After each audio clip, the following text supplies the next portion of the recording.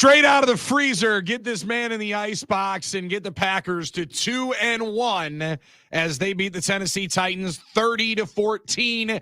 It's 9 to noon after a wonderful, masterfully mixed Monday montage from Armin Sarian. I'm Billy Schmidt and John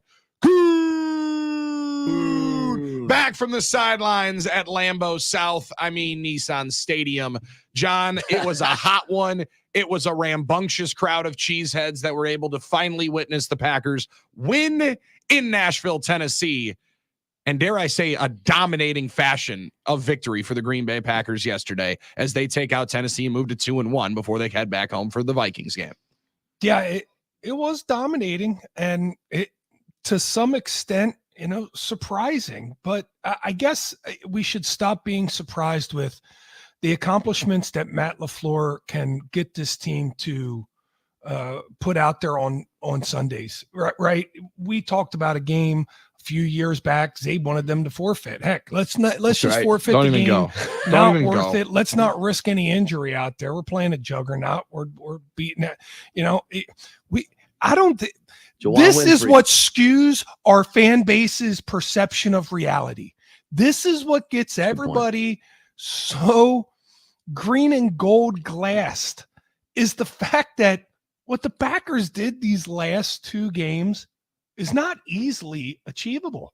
This is not, it's not supposed to look as easy as it did yesterday. Malik Willis is not supposed to have 120 quarterback rating. He's also not supposed to lead the team in rushing. He combined for about just under 300 yards of production yesterday in his comeback game, about 27 days after just being traded away from that team to come to Green Bay. And it really goes to show you, as you look around the league, these teams that are year in and year out in the mix, they do it right foundationally. And quarterbacks can be messed up and quarterbacks can be built up.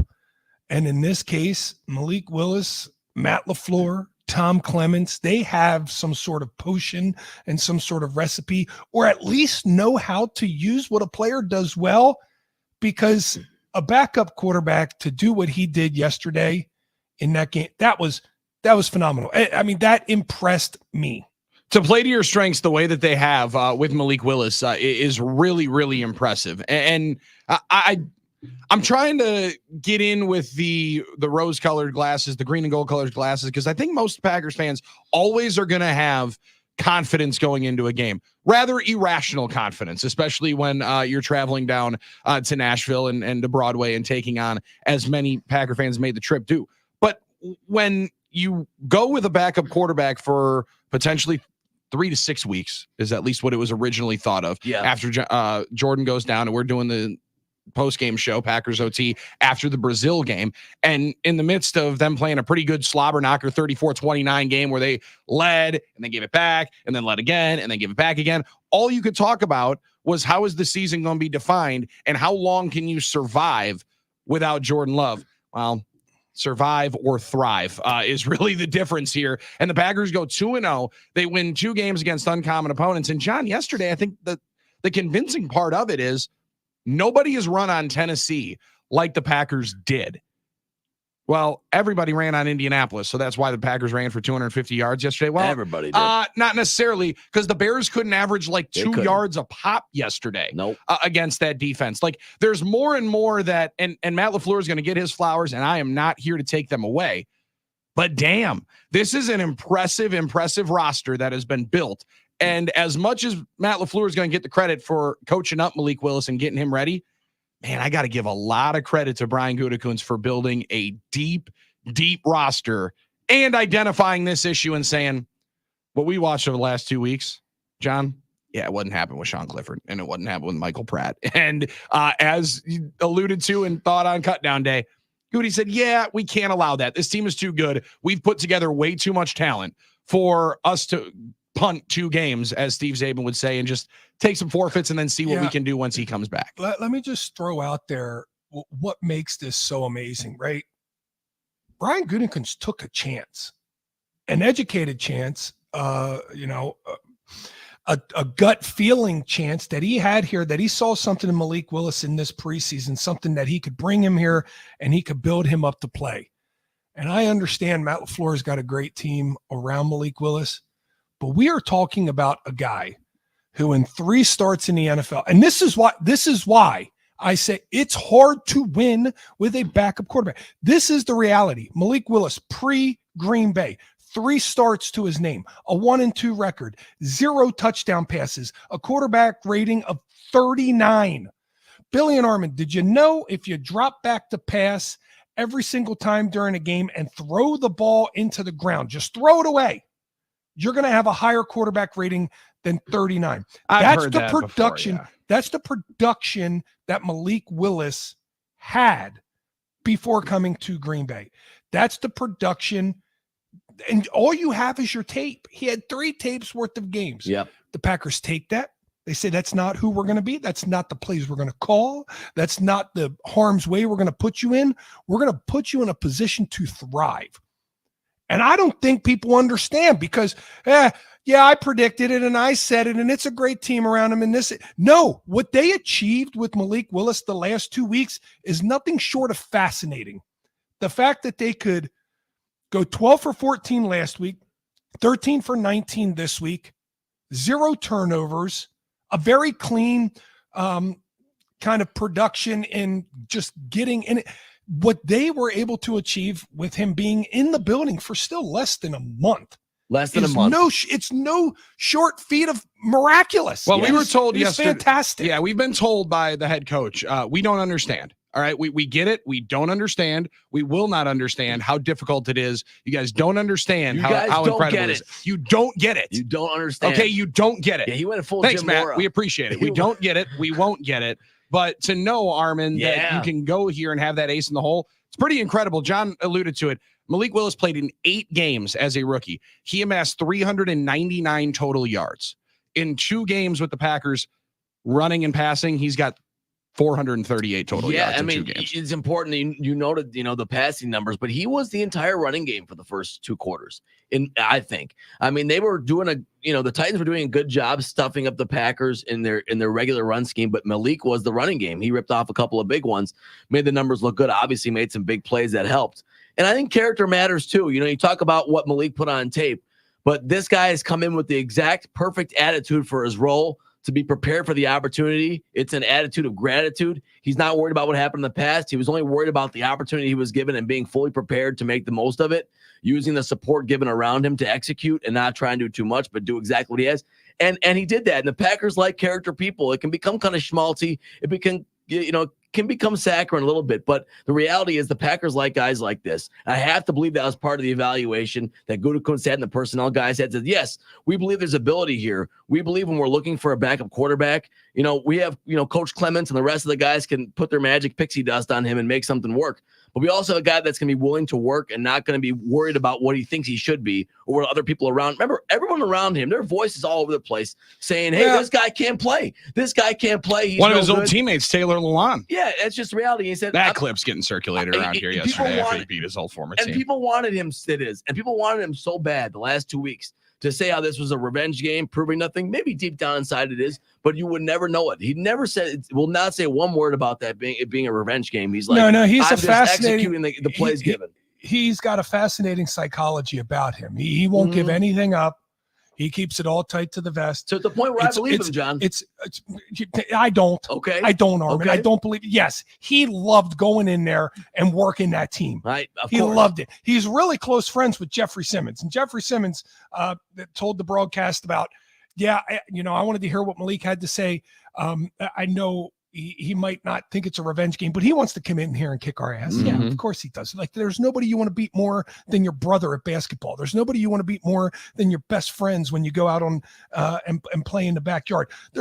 He wanted to go in there and do exactly what he did. He looked like a man possessed in the first half.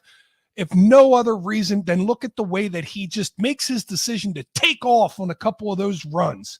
He just takes off. And I don't mean the read options where the read tells him to take off. No. I'm talking about the ad-lib ones where he drops back. Ooh, you left me a hole. See ya. I'm gone. I'm going. He wanted that thing. He wanted that thing bad. However, I will say He's been around the league now for long enough to know it isn't always the top of the mountain, right? He had a big old valley there in Tennessee and a team that was willing to trade him away. He loves where he's at right now. He's thankful where he's at right now. That I do believe. And that I think is the sentiment. This team is the most likable this team has been since I started covering it. Is it not? Well, even Jair, I think, I don't know about you is guys. It not? It feels different with Jair. Everybody on this team has that personality of team, good vibes, and fun. Everybody. Yeah, there's good From vibes. Jordan Love to Jair this year, maybe not so much last year, but Jair this year, through all the wide receivers and their smiles, right? You know, the Bash brother tight ends. I mean, everything about this team is likable. Xavier McKinney has a whole new feel to this defense. It's fascinating.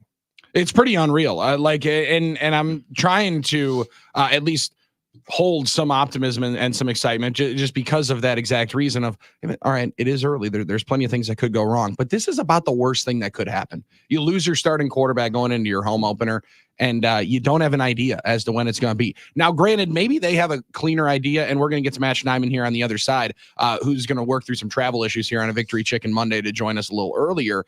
But I don't think anybody's fully known what the plan has been for Jordan, right? Like last week, he gets out onto the practice field a little bit, right? Moves around a little bit. And then, he doesn't have to practice to be able to play. Ends up going from questionable to doubtful. No, he wasn't ever going to play against Indianapolis. This week, you see him in pads. You think it's a buildup. Maybe it's a natural ramp up for him to have a full normal week going into a battle, which now turns into one for the top of the NFC North when you're talking about the Minnesota Vikings and the Green Bay Packers at noon on Monday. But we're going to soak and bask in this for a little while longer. We're going to enjoy it. We're going to talk to Matt Schneidman and get his vantage point and his view on it on the other side here as we are starting it up, revving it up. You might be starting up your ride back, or maybe you did a few hours ago, and you're in the middle of that ride back from Tennessee because there were a lot of cheesers there. 20 on the field? Well, yeah, it got up to that. First half was not bad. We had cloud cover. It was right around 100 on the field because of the turf. No, right about 123 there was the tops. I got it in the third quarter. It got a little spicy there when the sun came out. But there's a huge caravan right now. It looks like that old Oregon Trail coming from all the way down there at Nashville. Great game. Back up to Wisconsin today. They're just caravanning. They're at Fort Walla Walla right now. They're fording the river. I used to love that. And a lot of them are Nooners, believe it or not. A lot of them are Nooners. Oh, yeah. And I met a lot of them on 2nd Street down there the night before. We'll see if Schneidman's riding back with them. He just told me he was traveling. So I'm assuming he's driving with all the Nooners. He's probably going to ride in the back of some van. It's the Oregon Trail, Nashville to Wisconsin style. It's a fun ride. It's not nearly as fun on the way home. Not nearly as fun on the way home when you're as hungover, but it's made a whole lot better with a victory on a Victory Chicken Monday. He's John Kuhn. I'm Billy Schmid. Armin Sarian's right there. We welcome in Matt Schneidman into the conversation on the other side, and you on the NicoletLaw.com talking text line at 414-799-1973. Let's start it up. Packers are 2-1. It's 9 to noon on the game.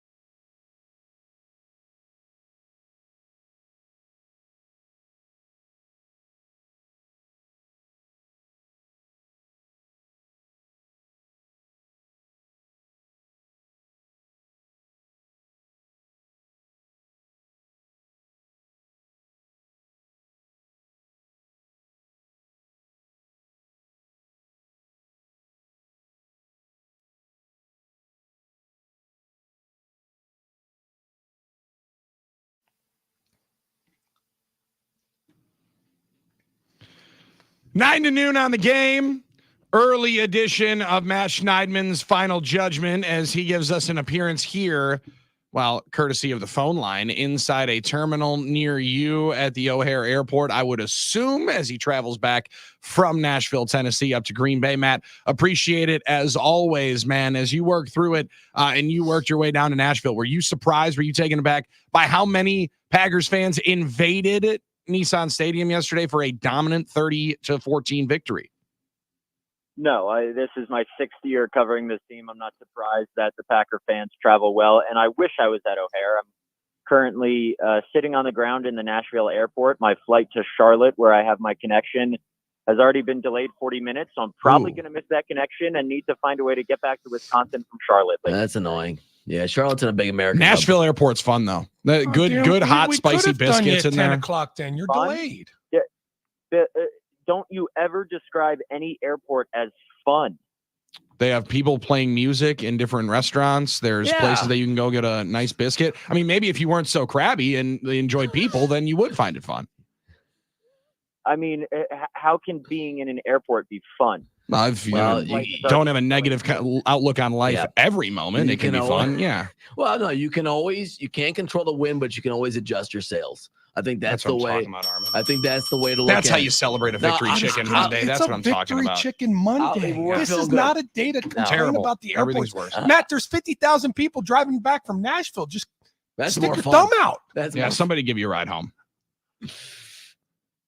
So go in a car back to Wisconsin instead. You guys are full of great suggestions this morning. Dude, you're talking to somebody that's driven there to and from multiple times. It's really not that bad of a drive. It's actually a pretty decent haul. But now let's talk about the ground game, because that's what it is, right? We're going FedEx Air or FedEx ground game. Matt doesn't want to talk about a ground game, but that's what it was yesterday for the Packers, is they run for 5+ a carry against a team that is a salty front. How were they doing it, and why was Sean Ryan one of the big facets as to why they were moving those guys up front?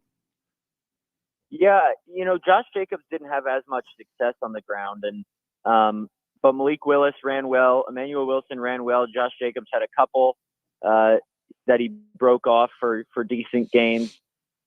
It's impressive what the Packers did yesterday, and that's why Matt LaFleur gave a shout out to the offensive line in their post-game celebration. And I think I'm not sure. Hold on. I'm 99% sure I'm looking at Anders Carlson here in the Nashville airport. Whoa. Okay, 100% sure. He's literally. Go say hi to him. Give him the phone. Whoa. 99, not 100% sure.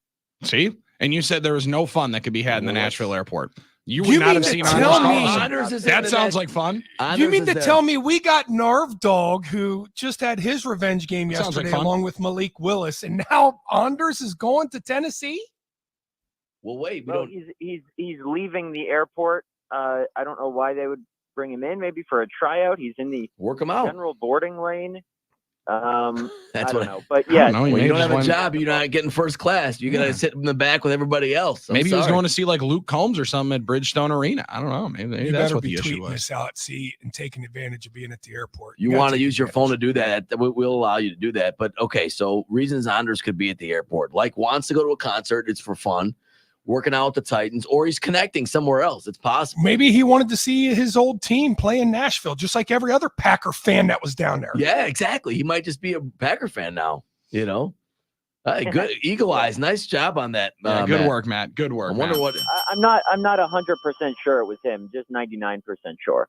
Well, you went to 100, but you went to 100, but then back down. It's but more that's fun. Fine. It's more fun to imagine it is him. It's more fun for us. It's one of those. Interesting. All right. Well, that's Matt, go ahead. So as you hear yesterday, and you were in the press room when the fire alarms went off, and heard Matt LaFleur mention it numerous times. You guys don't get it. Okay, you won't understand how impressive this is. You just don't understand how impressive this is. As you can, because we won't be able to fully grasp just how great it was. How impressed are you by what the Packers have done here the last 2 weeks, and they've been able to construct this game plan around Malik Willis? Really impressed. I said before these, last 2 games, I said if Jordan Love's out 3 games, and it looks like he's only going to be out 2, the Packers just need to win 1. 1 win is fine. 0 wins is bad.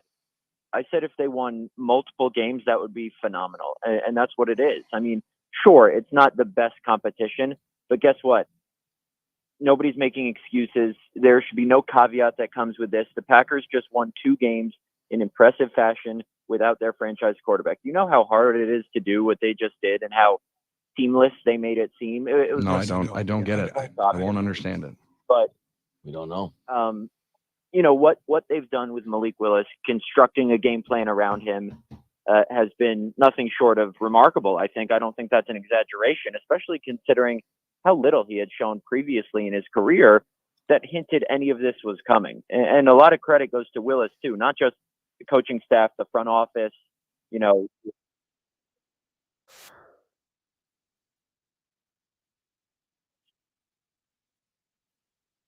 There also. So that's why Matt LaFleur said he's never seen anything like this. Listen, he's still a backup quarterback, but he's a backup quarterback with confidence. And a backup quarterback with confidence is dangerous because he goes out there and plays like a starter. Now, I'll say this. Watching Tennessee, Will Levis, I started feeling bad for that kid. 8 sacks. That team stinks. No pressure. The team does not stink. The team playing from behind absolutely stinks because they can't protect Will Levis 1 iota. And the Packers did a great job of jumping on top of that team. Another turnover, a pick 6 by Jair Alexander. Man, this Jeff Hafley defense, it's really something. I said last week they're fixed. Do you buy it yet? Are they fixed completely? I don't know that. I don't know that they were ever broken. You know, it was one game in week 1. What do you mean broken? They fired their defensive coordinator. Oh, are you saying their defense as a whole is fixed, or their defense? I thought you're saying their defense as under a whole. Jeff Hafley is fixed. You're saying the defense, the Green Bay Packers defense as a whole. Yes, correct. I'm saying the change we made at defensive coordinator, it worked. No, I mean, it's 2 games. It's impressive what they've done the last 2 games, but I need to see it on a more consistent basis. But that doesn't take away from what they did yesterday. And, you know, the most impressive thing to me, sure, the interceptions are nice that they have already matched last year's total. Jair's first pick 6, another with McKinney. But their pass rush, albeit against a weak Titans offensive line, was really good. And, you know, a couple numbers here. So the Packers, obviously, as we've talked about, you know, didn't necessarily try to sack the quarterback the first 2 weeks. They were rushing to contain.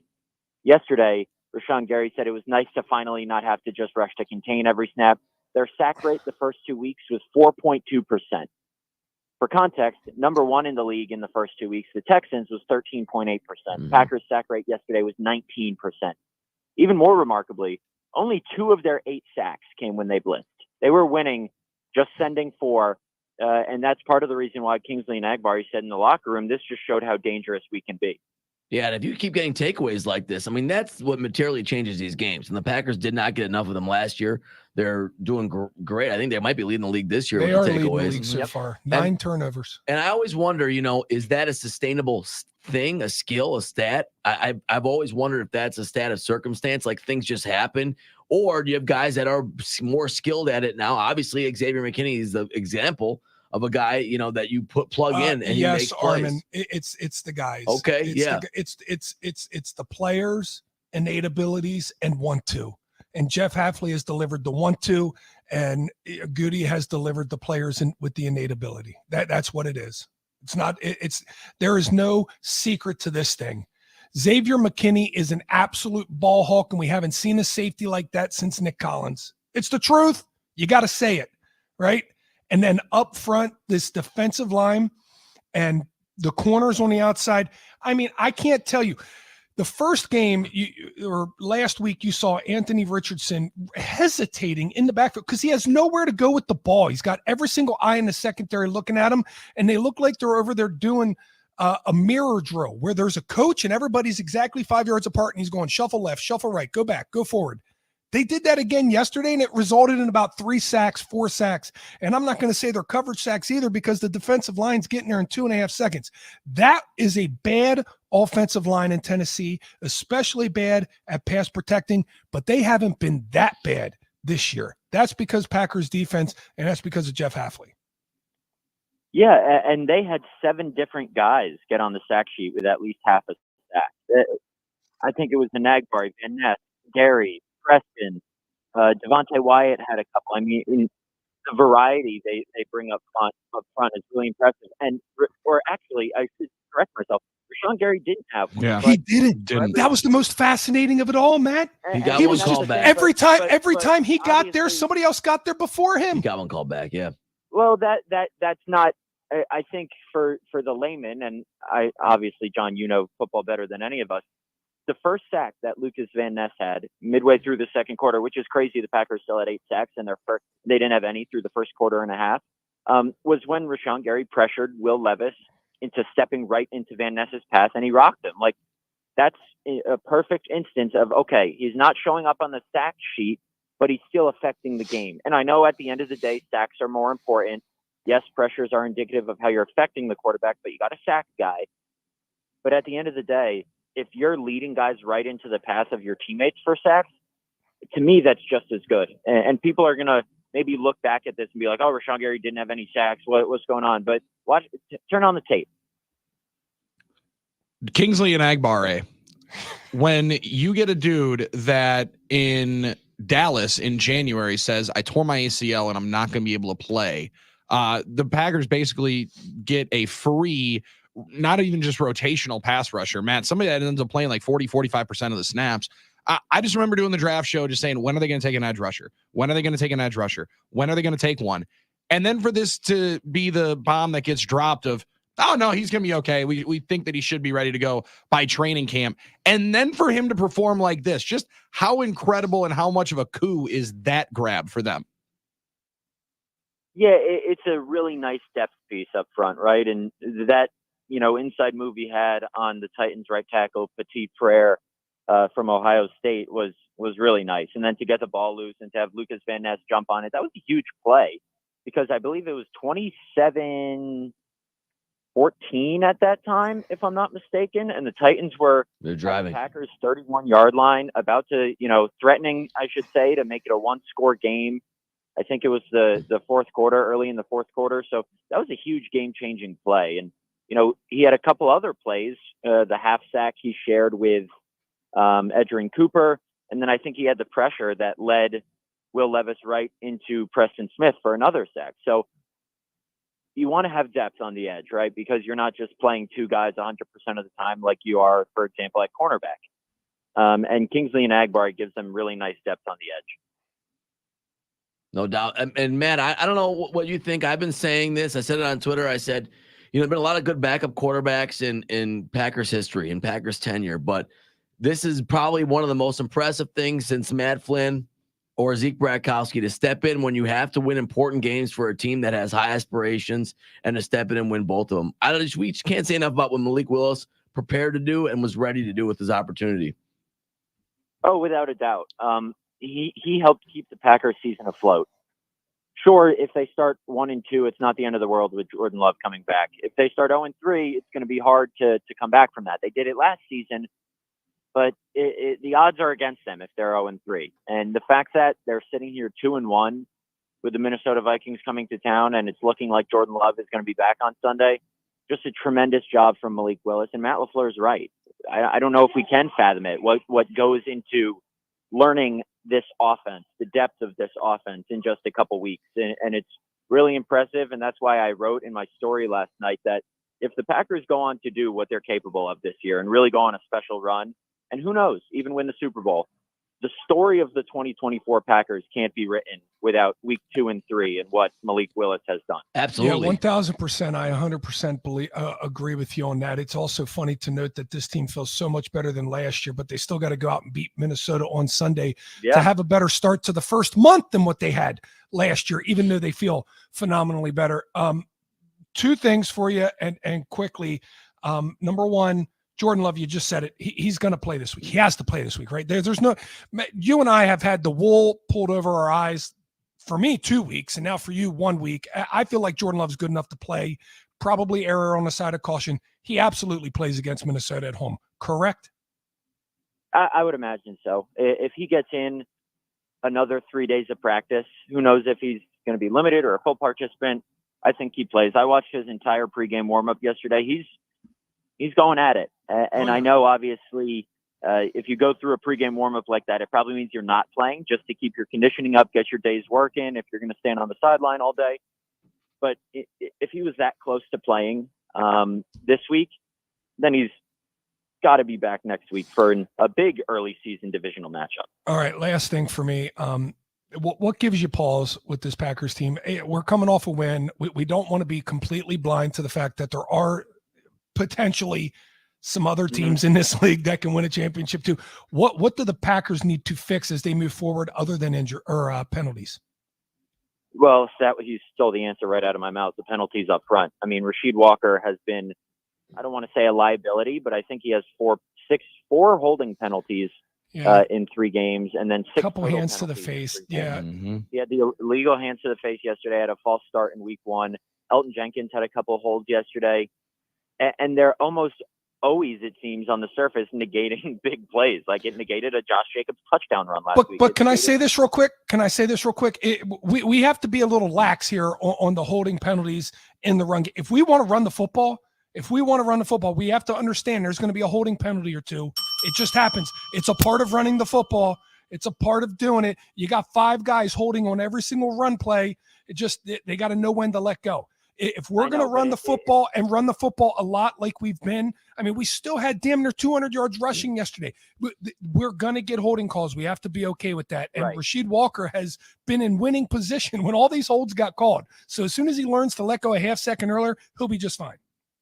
Well, yeah, I understand what you're saying, and I'm sure it'll improve. But 4 holding penalties as the left tackle when you're trying to set the edge for outside runs in 3 weeks is not good. So that's got to get cleaned up. Other than that, I can't really pinpoint anything right now that says, right, it's a championship. Okay, this is a clear weakness. I would probably say the kicking game. Braden Arvison got fortunate yesterday. We'll figure that out. Another miss got wiped out by a Titans penalty. But you found Anders, so nicely. We're good. He rebounded nicely with a 47-yarder, but he's got to get it figured out. Got to find that consistency because the Packers can't have this team, this quality, go to waste with an inconsistent kicker. It's fine. We're just gonna get that Chiefs plan, and we just get every miss, John, nullified by a penalty. Yeah, that's the Kansas City Chiefs model. Is there any way Anders was in Tennessee just in case Narv Dog's foot injury that we found out on Saturday was actually a bad deal? No, because then we would have heard that the Packers signed Anders Carlson. Well, maybe they would have been a hailstorm, baby. Decided not to. I don't know. I'm just saying. Hailstorm, baby. Well, come on now. Is he? International pathway player. He's on there, yeah. So, Matt, try to get a hot honey biscuit or something in there, and go to Tootsie's and try to enjoy yourself at least a little bit. Yeah. While you're stuck in that horrendous airport, and we'll talk to you on Friday. Thanks, guys. That's Matt Schneidman of The Athletic and theathletic.com, as well as the Matt Schneidman Show. Does this? He wasn't having your positivity and stuff like that. It's a victory chicken Monday. I refuse to be negative. Yeah, and frankly. But people are talking about it. We potentially have to move him to Tuesday because if he's going to be a Debbie Downer on a victory chicken Monday, I'm potentially going to blow up on him. Like, I mean, I'm going to get spicy in here. That's going to be the situation. Potentially. Yeah, that's true. That's true. You were giving him guff already today. That's true, John. I was a couple of minutes away. Your molten lava volcano was bubbling underneath. I could tell. You were ready. I had to turn this mic off for a little while. Yeah. It's a victory chicken Monday, and you're going to bring that kind of negativity and disappointment and bad attitude. We got nooners here that are driving 8, 10, 12 hours, stopping at Buc-ee's just wishing it was a quick trip. Yeah, but they're having a better time, though. Don't you think? I think they're all having an exceptionally better time than Matt Schneidman is. Real quick, 10-hour road trip or 7 hours in airports to get back because you got a layover. Which one would you rather do? I'd go in the airport. I can drink in the airport. That's a great point, Billy. Like, I mean, but I like road trips, man. They're fun. Especially when somebody start ripping and you're like, what are we doing over here, dude? Come on. Depends on the airport. I'm just going to say it. I know I've left it open. I harmonized, but it depends on the airport. Okay. If you're in Vegas, you can play games. I mean, I'm sorry. Or you can lose even more. Well, you're losing. If you're buying drinks at the airport, you're already losing. All right. I mean, yes, the drinks exist, but it's also, they have their own economy in the airport. It's like $45 for a beer. We think that's fair. All right. Let me do my job, Molly. All right. Let me do my job. All right. We got to get to a break. We got to take time out. That's Harmon Sari and John Coons right there. I'm Billy Schmidt. It's 9 to noon on the game.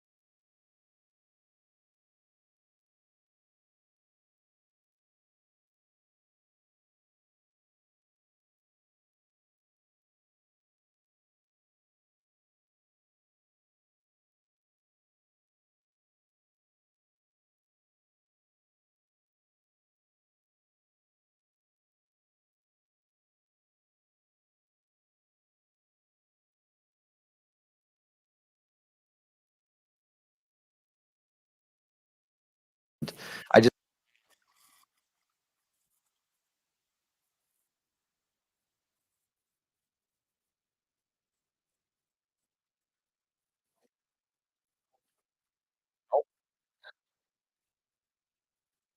Nope.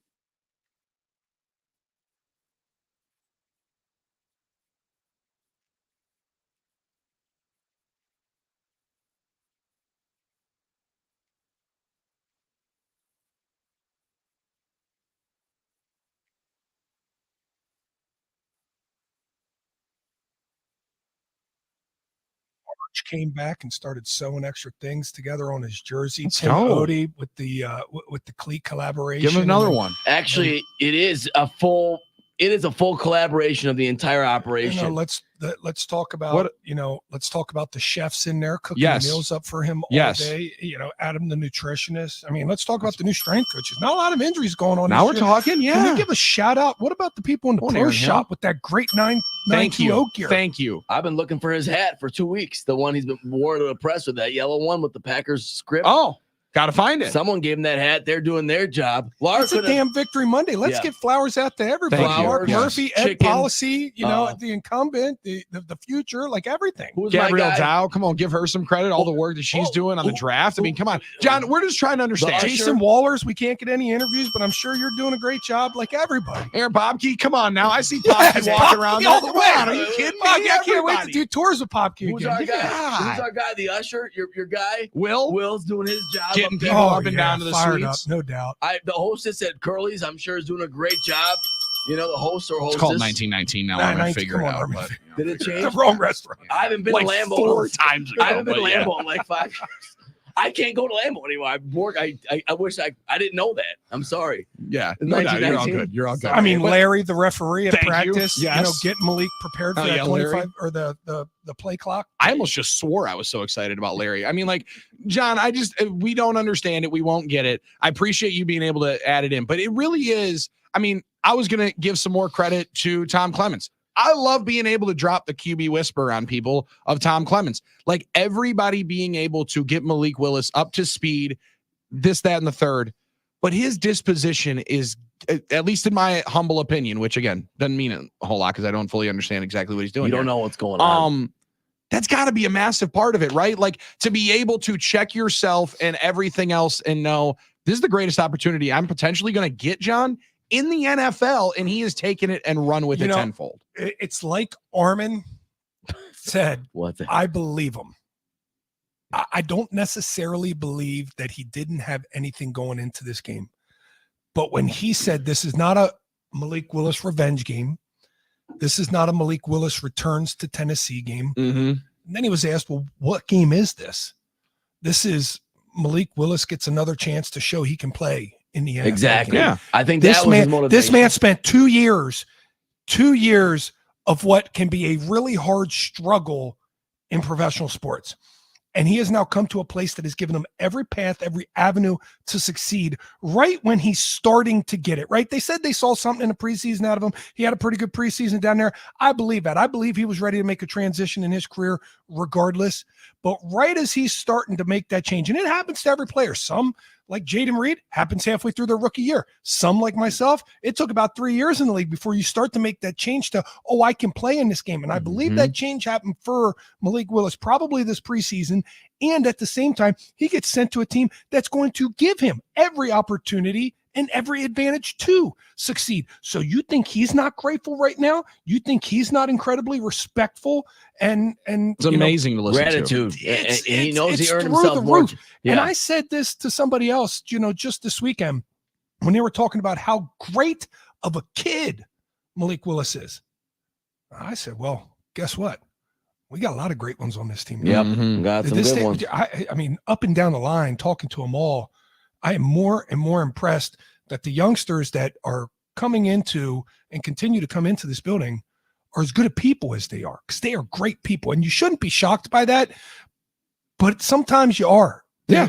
That the maturity of this young team and the respect that they show all the way up and down the board for each other and for the people around them, I believe goes a long way. It's a people organization. No doubt It's about the that. people, as Packer Pat Murphy people. would say. Packer people. Pat Murphy would say it's about the people. And he would thank, I think, the people that raised Malik Willis, much like he does Jackson Churio's parents all the time. He says it a bunch of different times. Whoever raised that kid, amazing job. They did an amazing job with that. And John, that's one thing from learning and dealing with as many young people as he did in the baseball side. It does become about people. And the Packers got a bunch of special ones. They got a bunch of special ones in the wide receiver spot that we're going to talk about on the other side. Talk about unselfish is what Matt LaFleur said yesterday in the post-game locker room. And a couple of questions here on the NickLayLaw.com talking text line. Some really good ones. And they are angled towards that defense, and especially a member of the secondary.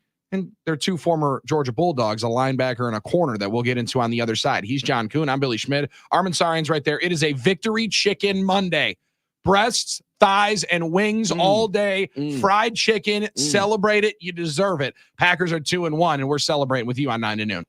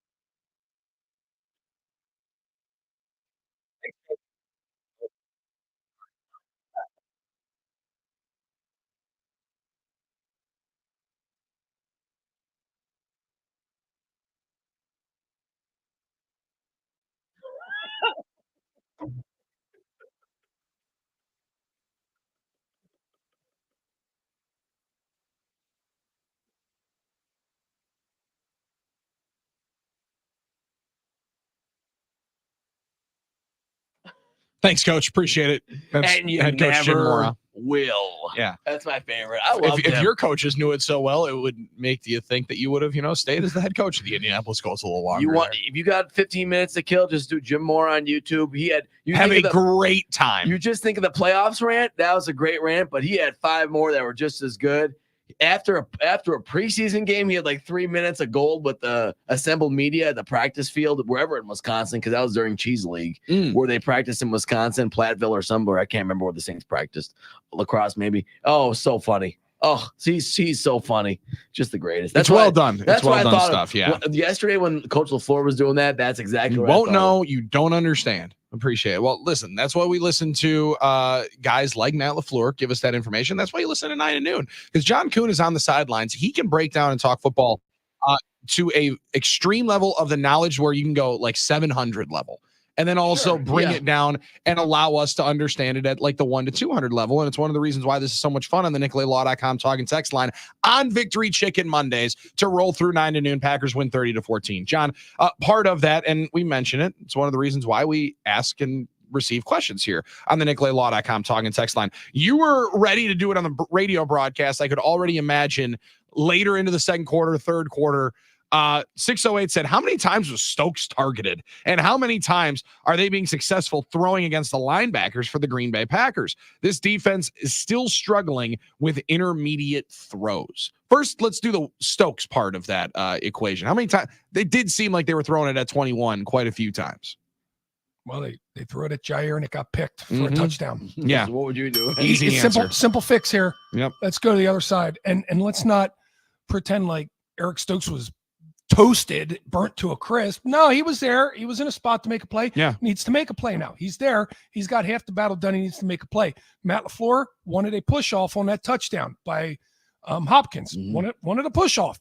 However, you're not going to get a push off with the forearm, which is what Hopkins did. He did. Yeah. Everybody knows he's going to go to the Hall of Fame because he's that good at that box out and that chicken wing. Everybody knows you can push off with the forearm. You cannot straight arm push off. That's what the call is. You're actually taught that as a wide receiver, by the way. Yeah, the wide receivers, and we teach our wide receivers that. So I was surprised Matt LaFleur was going asking for that, but that was that old, I guess you just got to work the ref type thing. I mean, did anybody see the Sunday night game last night? Yeah. Andy Reid called a timeout, and then he went back to the refs and tried to say, "Hey, he called a timeout." Wait, he called a timeout too. He wanted him to get the timeout. I want you to take it away from them. Well, coach, you called it first. But you still have to take his. You can take mine, but you still have to take his. That's what he was trying to get done. And that's sports. You're always going to be. You're trying to win, so you're always going to work. And what a botch! Sorry, what a botch by Raheem Morris though, because he calls the timeout on the play before that. He tried to call his second timeout, and at that point, even that you weren't going to get the ball back. Sorry, I digress. But that was a huge whiff by Raheem Morris last night. That was a wild game. I mean, there was a lot of decisions crazy in that situation. game. Yeah, no doubt about it. So I just did this. We led up 237 yards yesterday. 237. In a game that you led by 2 scores for the majority of the amount of yards? What amount of yards can be led up before we stop looking at guys and saying last game it was Quay Walker. Nobody can say anything. Nobody can. Oh, we do. Oh yeah. Oh, you ready for that one? Walker. Yeah. Did anybody see the 4th and 1 that the Tennessee Titans went for and what Jeff Hafley did after that play? He ran and jumped into the arms of Quay Walker as if he was his bride. Mm-hmm. Yeah. Well, he jumped, or I'm sorry, that was Campanelli. I'm sorry. Yeah, Anthony Campanelli. It jumped into his arms like he was his bride because he made such a brilliant play on that critical 4th and 1 play to start the second half. Packers are up 13 points. Here's a 4th and 1, kind of close to midfield. You get it. You got to drive alive to make it a 1-score game. You stop them. You completely shift. And Quay Walker makes a big time play in that moment. No, other teams get paid too. Other teams have professional athletes too. And guess what? That Tennessee Titan team, they spent $90 million in free agency this year. They have some players. Mm-hmm. Believe me. Tennessee's not good. They're also not that bad. They also don't suck. The Green Bay Packers. A lot of that was the Green Bay Packers putting it on them. And Eric Stokes, he wasn't burnt to a crisp. Well, they have talent. He got beat a couple times by a guy who's a gold jacket. Yes. Very talented guys. They have a lot of talented guys on the outside.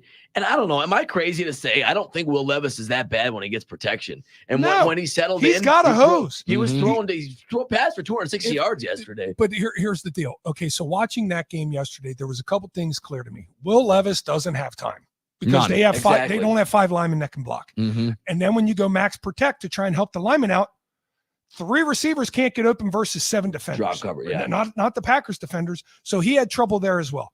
But if Will Levis has an opportunity to go through progressions, if he has the time to go through progressions and his receivers are right, he finds them and he hits them. He completes balls. Yes. He was working the tight ends pretty decent yesterday. And again, they get paid too.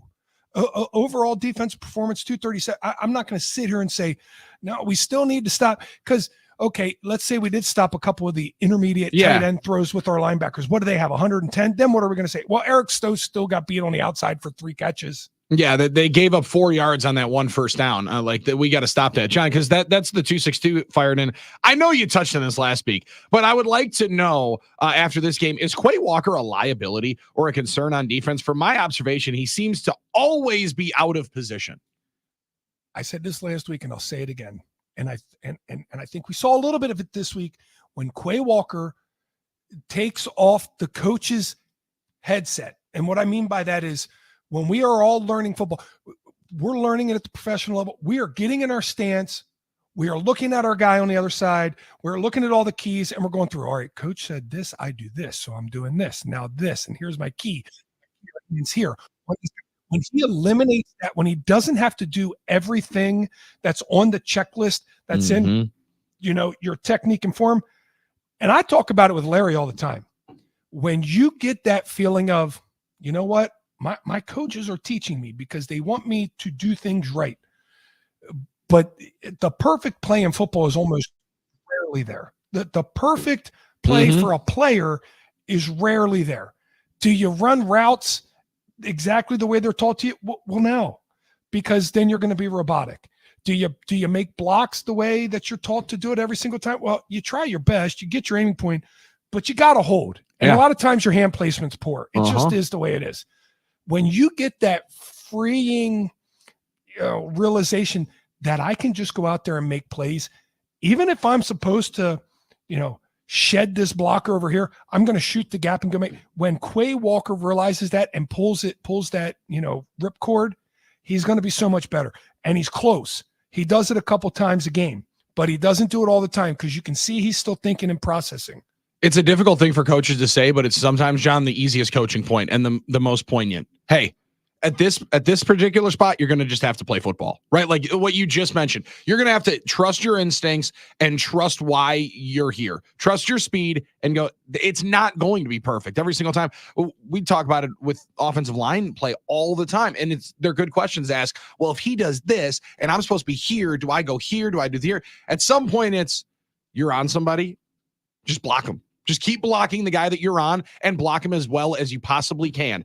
And it's a difficult thing to just explain, but it is true. Like his talent is there and it's so clear. Their defense is going to be really good if they continue to get kind of pressure, and the speed up front, John, allows those guys, Isaiah McDuffie and Quay Walker, Xavier McKinney in the back end, to be ball hawks. If they can get pressure with 4, with the types of stunts that they were doing over the last couple of weeks, man, they're going to be a really, really difficult defense to pass on late in games. Yeah, and we're going to be able to do the old, we get a 2-score lead, pin our ears back and go, right? That's going to be a great fortune that we have going forward through the season. We're also, because of this early season success, going to be able to, run the football up to score. Like we in these last 2 games, we have identified a couple things that's going to make this Green Bay Packer team, when they get the leading games, nearly impossible to come back on. If you have a team that can run the football the way this Packers team is, and I understand Malik Willis had 77 of the right about 180 yards rushing yesterday early on, but then it changed in the second half, John. It did. I mean, Emmanuel Wilson started getting some some big hits, and they started to lean on him and gash him a little bit. So the Packers running back still had 100 yards in this game. I think it was 93, 95, something like that. They still had right around 100 yards in this game. They still stuck with it. That tough running, that tough sledding, that's a good run defense that they faced. And I still maintain that. That's a good run defense. And the Packers have now proven they can go toe-to-toe and get ugly yards against good run defenses. They've done that. They proved to us, hey, if we get in a game where a team gets one-dimensional and they have to pass to come back, we can put the dogs out there and we can hunt them down. So they're building themselves so that when Jordan Love comes back, it's not just that they won 2 games, Billy, it's that they got better. This team got better. They learned about themselves with Josh Jacobs in this offensive line. They've learned how to Emmanuel Wilson. They've learned how to really dig out defenses. And then on the defensive side, they're learning about themselves each and every week. Okay, we're opportunistic. Okay, we've taken away the vertical routes in the middle of the field. Okay, now we've proven we can hunt down a quarterback. They're going to hang their hats on all these things that they've learned in these last 2 weeks when they get Jordan Love back. And I think that only makes this Packer team more dangerous. This is supposed to be the ramp-up period for the defense, right? This is supposed to be the time where the offense carries the load a little bit more and allows you to make some of those mistakes in a new scheme. Because, John, I mean, we're 3 weeks away, 3 weeks into the NFL season. We're going to go around the NFL, and about 15 minutes from right now, we realize we don't know anything in the NFL, apparently. Like you see it throughout the league that you learn a lot less in the NFL by the way that these teams perform on a week in and week out. But 3 weeks ago, we knew what they at least perceived wanted to do on defense. We're still learning it week in and week out because we haven't seen these players on the field in Hafley's scheme. We'll know a whole lot more as to where they're at in week 8 or week 9. Also, am I missing something? Like sometimes you stand on the sideline and you miss things, and I didn't rewatch the game since I got back last night. Were they throwing a bunch of passes over the middle or something? I'm telling you right now, I can remember Vanette on the outside for probably a chunk gain, Vanette on the other side for a chunk gain, Wiley early in the game, out around the numbers for a chunk gain, and then DeAndre Hopkins 2 times out wide for a chunk gain, 1 for a touchdown.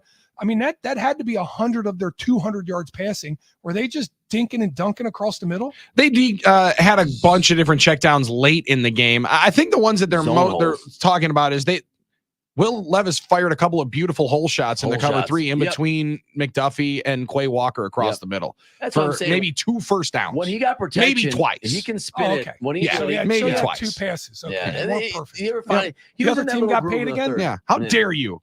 How dare you give up a play? You will give up yards and points. I mean, that's just the way it is. It's just like watching relievers in baseball. You can't expect them to never give up. This isn't going to be Ohio State against Western Michigan. No. As much fun as that would be. Or Penn State against Kent State. You know what I mean? Where they cover in 49. Like, it's just not going to be that way. But, Will was finding those holes in the zone a little bit. That's just the way it is. You have some things. Once the pass rush started getting there and really started leaning on their offensive line, that was changing everything. That's where you stick with it, right? No doubt about it. In the fourth quarter. A couple of texts here on the NicoletLaw.com talking text line 414-799-1973. Hey, boys, I'm so glad I don't have to make that trip up 65 North. I've made it millions of times since I'm a cheesehead living in the Nashville area. My son and I were there yesterday, and it was awesome seeing the Cheesers take over that stadium. I was there with season ticket holders, and I tried to warn them. That we're going to take this place over, but they didn't take me very seriously. They did post-game when we won by 2 scores. Great to be able to see some local cheeseheads. I know one of my friends was down there as well. He lives in Nashville, a transplant, being able to see it. But then I also like a couple of these messages when, Victory Chicken Monday gets brought into the equation. It's always good. Be in Burlington. I called that X-pick. In Goody we trust. I'm diving elbow deep into that Victory Chicken this morning, fellas. This team is so young. They're so much fun to watch. Just like the Crew, we have a bright future ahead of us. And we've talked a lot about it on the defensive side. That outside portion of the offense, the wide receivers, hey, man, no block, no rock. There wasn't a ton of passes to move around. But Christian Watson, John, got his. He got paid off for the blocking work that he's done. Jaden Reed was the beneficiary of some blocking on the outside. And they were working it on the perimeter with those young guys as well. Deserve a lot of flowers being able to make the most of the limited passing opportunities that they end up getting.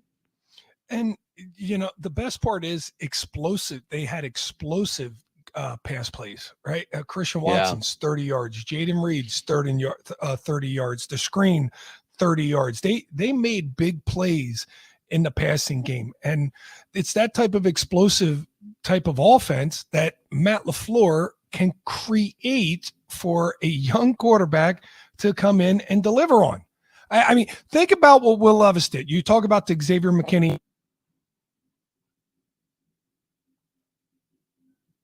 That's their big play guy. That's the guy they send deep. That's the guy they're trying to hit.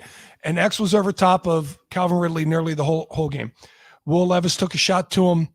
I think it was third quarter or very early in the fourth quarter. Well, guess what? The only person close to touching that ball was X.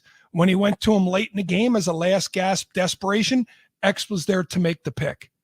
Matt LaFleur, working with Malik Willis, working with the type of defensive schemes we're going to see with Malik Willis, had Christian Watson in the slot, recognized that they were in man, and he ran the fade with them there. He knew there was going to be one guy and one guy only, McCreary, who's 6 foot, Watson's 6'4".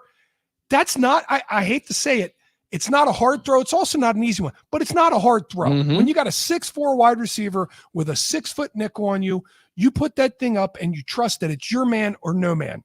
And Christian Watson went up and made the catch. Those are the types of things that are won on Monday, Tuesday, and Wednesday when you create the game plan for that opponent.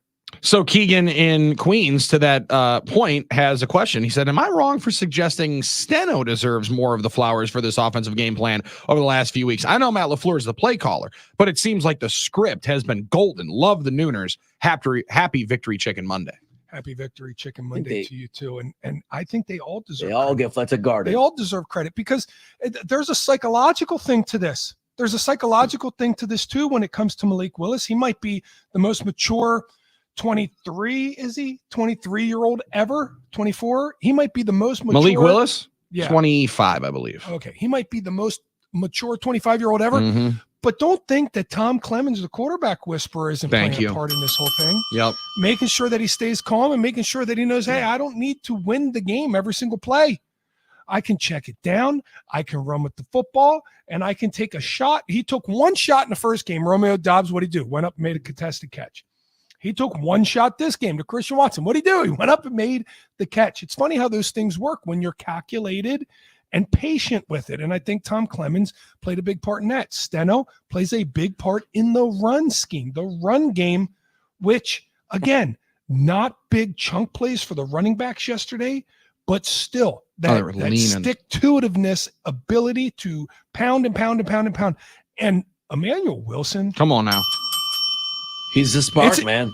I'm just going to say, it's a damn shame we didn't have him to counter Aaron Jones, right? Because I think that would have been fun. Well, I think we upgraded our running back room this year. He's getting better. Top to bottom. And he's gotten Marshawn better Lloyd and is better. still on IR. I mean, it's going to be man. interesting as the season continues to progress and we watch guys get moving more. And yes, shout out to Lumberjack Pete. Game ball to Josh Myers for the first game of the season, not puking. I thought for sure it was happening. Yeah. This was I was the day. disappointed. I was disappointed when it didn't. I was I setting agree. up the whole game for that hit. All game. I kind of felt like it was more of a disappointment too. I mean, this is the one. It's 100 degrees. Keep the puking. Keep it going. I was gonna finally actually hit submit on the personalized Josh Myers jersey if he ended up throwing up yesterday during the game. Yeah, no doubt about it. I'm going to hold off until we go up there and then I can see them personalized in person because that's part of the fun, right? Grabbing it from the Packer Pro Shop, seeing it right there, cooking up in front of you. It's like those cookies that you put in the oven. You want to see them before they go out. You want to have it in your hand. Yes. It's like the I same want reason. to wait for a package to get there at the front door. Same reason you don't go to the sports book to bet on the app. You want the cash in your hand. Good point. Yeah. Now the one thing Lumberjack bet Pete, him, Jim. I gotta disagree. He said roll pats need to go. No. Roll pats are here to stay. They're popular. They're It back. seems like they are here to stay. That is all the NFL is rocking are the row pass. It's a good look. That's the sideline hat because it's popular and the hat makers know about it. That's what the kids are buying these days. They're popular again. So let's get our 80s on. Andrew from Hatley getting all you can eat wings tonight. Victory Chicken Monday gonna go so hard. Oh yeah, Andrew, that's what I'm talking about. All you can eat wings, a great way to celebrate a Victory Chicken Monday. We're doing it right here on 9 to noon. We'll take some calls as well. NicoletLaw.com talking text line is open at 414-799-1973 as we've been hammering the text variety of it. It'll be your place to invest coming up in about 40 minutes from right now with You Better You Bet. But on the other side, let's go around the NFL. Let's answer some questions. Let's look around the games that, well, maybe provided more questions than answered about the 2024 NFL, because it was a bad day to be 2-0 in the NFL. We'll update it across the league with 9 to noon. Kuhn, Billy, and Armin back after this on The Game. John Kuhn here for Pella Windows and Doors of Wisconsin. And speaking of some Victory Chicken, how about the Victory Chicken that the Brewers are eating today? Yeah, this Brewer season has been a welcome surprise, with the new manager, some pieces that moved and went elsewhere. And yet, what an outstanding season. Well, Pella Windows and Doors of Wisconsin is here to remind you that they too finished first, but in the windows and door leagues. They do that because they manufacture all their own products, and each one of those products gets tested thousands of times to ensure it stands the test of time. Its quality, craftsmanship, and innovative design are built into every Pella product for timeless beauty and performance. Best part is you pick that beauty and you pick that performance. Pella Windows and Doors are best in their class as well, not only from their endless styles, but for the features you cannot see. And now something you almost cannot believe. Get as low as $18 per window and $81 per patio door per month, but you got to hurry. That deal only lasts until September 30th. So make your way into that showroom and let Gina Della know that John Kuhn sent you. Certain restrictions apply. Visit PellaWI.com today.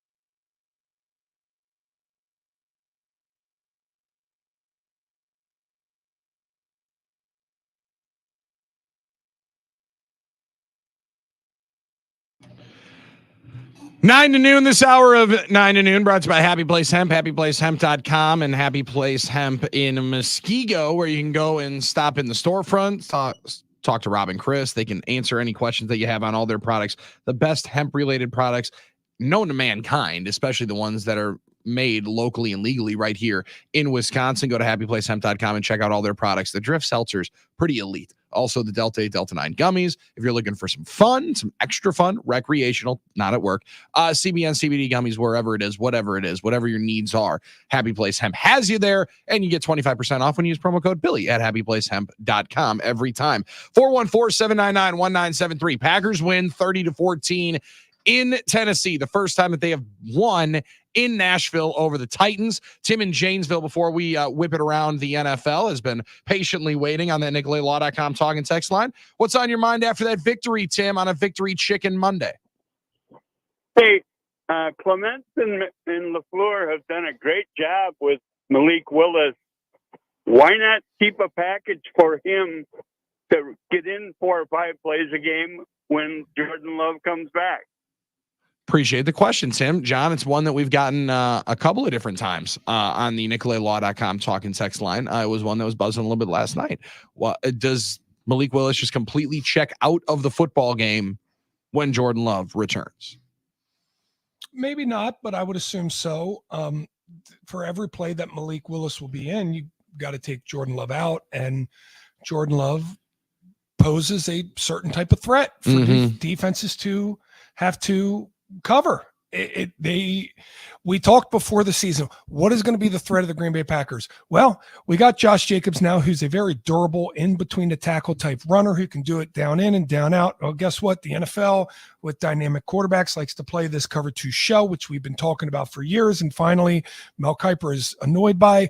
They can't do both. They and not play, in the box and play cover 2 at the same time. It's just not possible. So when Jordan Love, now Malik Willis, he doesn't get as much cover 2 as Jordan Love. It's why you saw, the Tennessee Titans have a lot of population around the line of scrimmage. It's why the running backs, while they ran hard and why they ran a lot for 5 yards, they didn't have the big gashers because they had extra men down there. Well, you can't be down there when Jordan Love's in the game because Jordan Love has proven he can spin it to just about anybody, anywhere. So I don't think Malik Willis is going to start subbing in for Jordan Love in packages throughout the game. Plus, that's kind of a weird flow. Hey, starter, you come out here, catch a water bottle real quick. You were just in on 1st and 10. You got yourself 6 yards. It's 2nd and 4. Now we're going to put Malik Willis in there to run the read option. You'll go back in if it's 3rd down. Maybe it's 1st down. I don't know, but get yourself a break. I don't see it happen. Somebody wins a Super Bowl that way and let me know. Yeah. It doesn't happen. I get it. It was a lot of fun with Tony Sperano, rest in peace, when they started it with Ronnie Brown and Cadillac Williams. And like guess what? There's a reason why it's been kind of around with the too. But that was different too. That was the same quarterback, but he's just running out the stand, next to the sideline while they do a run play. They're basically doing a run play, and the quarterback doesn't have to take the snap. That's the only. And then but I think the real thing is, John, everybody wants it to be Taysom Hill. Yes. Everybody wants to find Taysom Hill, which I since he was here and he wasn't. He's not Taysom Hill. I think he's a good backup quarterback, right? But I don't believe that he is like Weapon X that you're just busting out there on the goal line to run through 3 arm tackles like Hill is. The Steelers did this with Cordell too in the 90s, where you can make him a receiver, you could run him out of the backfield or out of the slot, and Malik's not that guy. He's a skilled mobile quarterback, but he's not a receiver and a runner and all these things. You know what I mean? But again, think of why you use Taysom Hill the way that the Saints did, or the Pittsburgh Steelers the way they used Cordell Stewart. It's because he played whatever position X that you want to call it, Billy, better than the other options. We're not talking about that, right? Are we? We're not talking about Malik Willis going in and playing some version of slash and taking Jaden Reed out, or Christian Watson out, or Romeo Doubs out, or Josh Jacobs out, or Tucker Kraft. Right. We're not talking any of those things. We're talking about an actual 2 QB system where he goes in and runs 5 or 6 plays while Jordan Love runs out. I don't think that's. I'm not saying they can't do that, but I would be really shocked if they did. Okay, well, this one, Ivan and Waukesha would be a contrasting question to the barristers. The barristers were, so how many calls will the Packers get on Willis? Seems like he might have starter ability. Would the Packers listen? And then conversely, Ivan in Wausau says, morning, boys. Think there's any chance we extend a contract to Malik Willis to keep him here for a couple more years? I love If it. so, at what price? There's some people, John, that say, do you flip him at the deadline? And another asking, hey, man, this guy's pretty good. We better extend him and make sure that we get a backup quarterback with some security here. I feel very confident in saying there's not a snowball's chance that Goody is doing anything with Malik Willis this year. Except for what they've been doing, He is going to be...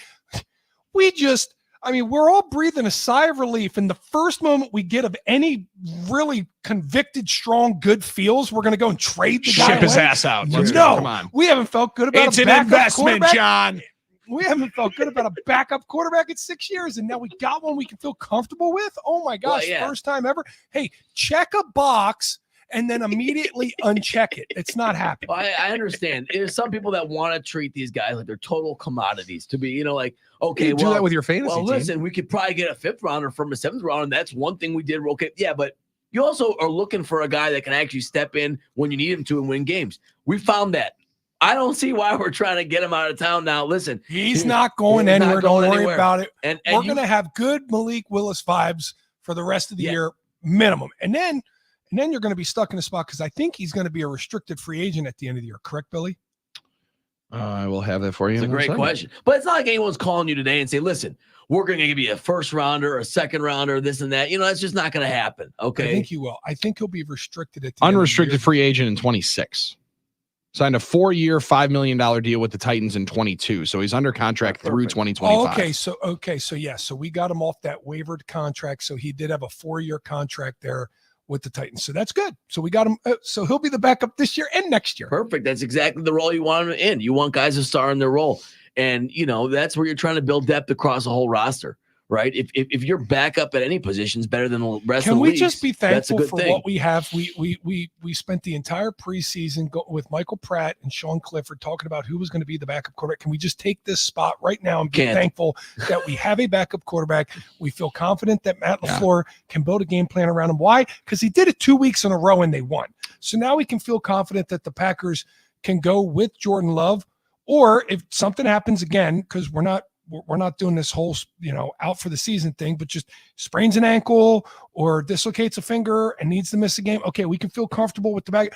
We can feel comfortable for years at our backup quarterback spot. Yeah, thank you. It's nice to know that you fire in a backup quarterback in both of his performances. He has a better quarterback rating than Caleb Williams has had in any of his starts in the NFL. Great. That feels great. Did we say that out loud? Oh my goodness. I said the quiet part out loud. Hey, some of us said the quiet part out loud. Some of us were skeptical about so skeptical you put him in the playoffs, huh? I put the team in the playoffs, thought they were improving, but I said I don't think he's the guy yet. I didn't think he was that good from the pocket. It was me and Bill Belichick. Interesting how that works. Some of us were skeptical on this guy. All right. Some of us. Now I was wrong about the Vikings. That's true. You are the greatest coach of all time. Sorry, I should have respected that more. I was wrong about the Vikings. So I don't know everything. I don't know a lot of things, but I'm not totally wrong about everything. What did we find out that we didn't know in the NFL? Yeah. Are you here to tell me you are double stamping this? Caleb Williams is going to stink as a starting quarterback? I just didn't think he was going to come in and all of a sudden change the world like everyone was saying. He's the next Aaron Rodgers. He is next. The whole football world, they were jumping on Belichick saying, well, wait a minute, guys. He was only 10 for 20. He wasn't that good. They were jumping all over him. Yeah, but did you see the splash play he made in preseason? Ooh, I just didn't think he might end up being a good quarterback. Maybe I'm wrong here, Armin. But I don't think he was that guy right away. Maybe I'm wrong here. People said that Caleb Williams was in a place to succeed as a youngster. They didn't necessarily say he was going to. No, the stuff I was reading in the preseason was we all picked him to go to the playoffs. If we're saying like they would be good enough. I did pick them to go to the playoffs in the last wild card spot. Made me really happy. Thought that was an upgrade over a team that won 7 games last year. I'm glad they're not. You think I want them to go to the playoffs? The only team I want to win I don't know. is the Vikings. I was told yesterday I'm a closet Viking fan. Oh, they've been texters. They've been telling you online that for me. And by the way, you throw a couple of season-long bets down, and you're instantly a closet fan. And I don't know if I'm Kevin O'Connell, there's a lot of great coaching jobs out there. I think it's time for him to start exploring some of these other coaching jobs. Start scouting around, see what's up. I think he can do better than get out of Minnesota. And why don't you go find a better job? You're a great coach. Just start looking at all the other jobs. I like that idea. Yeah. Yes. Hit up Indeed.com. You know what? What spot I've heard is really, really good and safe? A lot of job security. You should look out like Carolina Panthers. They're building a new stadium. O'Connell, the Panthers. Let's start. There you go. Let's start that one. 414-799-1973. Elsewhere around the NFL, we'll whip it around there next. They're paying college coaches a bunch of money nowadays. Maybe go coach like, I don't know, UCLA. Sean Foster didn't seem to be doing all that well. I don't think those CFL jobs are nice jobs. He's a San Diego State alum. Maybe that's what he wants to go do. Maybe it's going to go home. I think that'd be a good thing for you, Kevin. Rebuild your alma mater. That's what maybe we should be doing. The beach, waterfront property. You got investments on real estate. Anything you could possibly imagine. Anything you could possibly want and more, Kevin O'Connell. Just anywhere other than Minnesota. He's Armin Sari, and I'm Billy Schmidt. John Coons right there. It's 9 to noon. Stay wide on the game.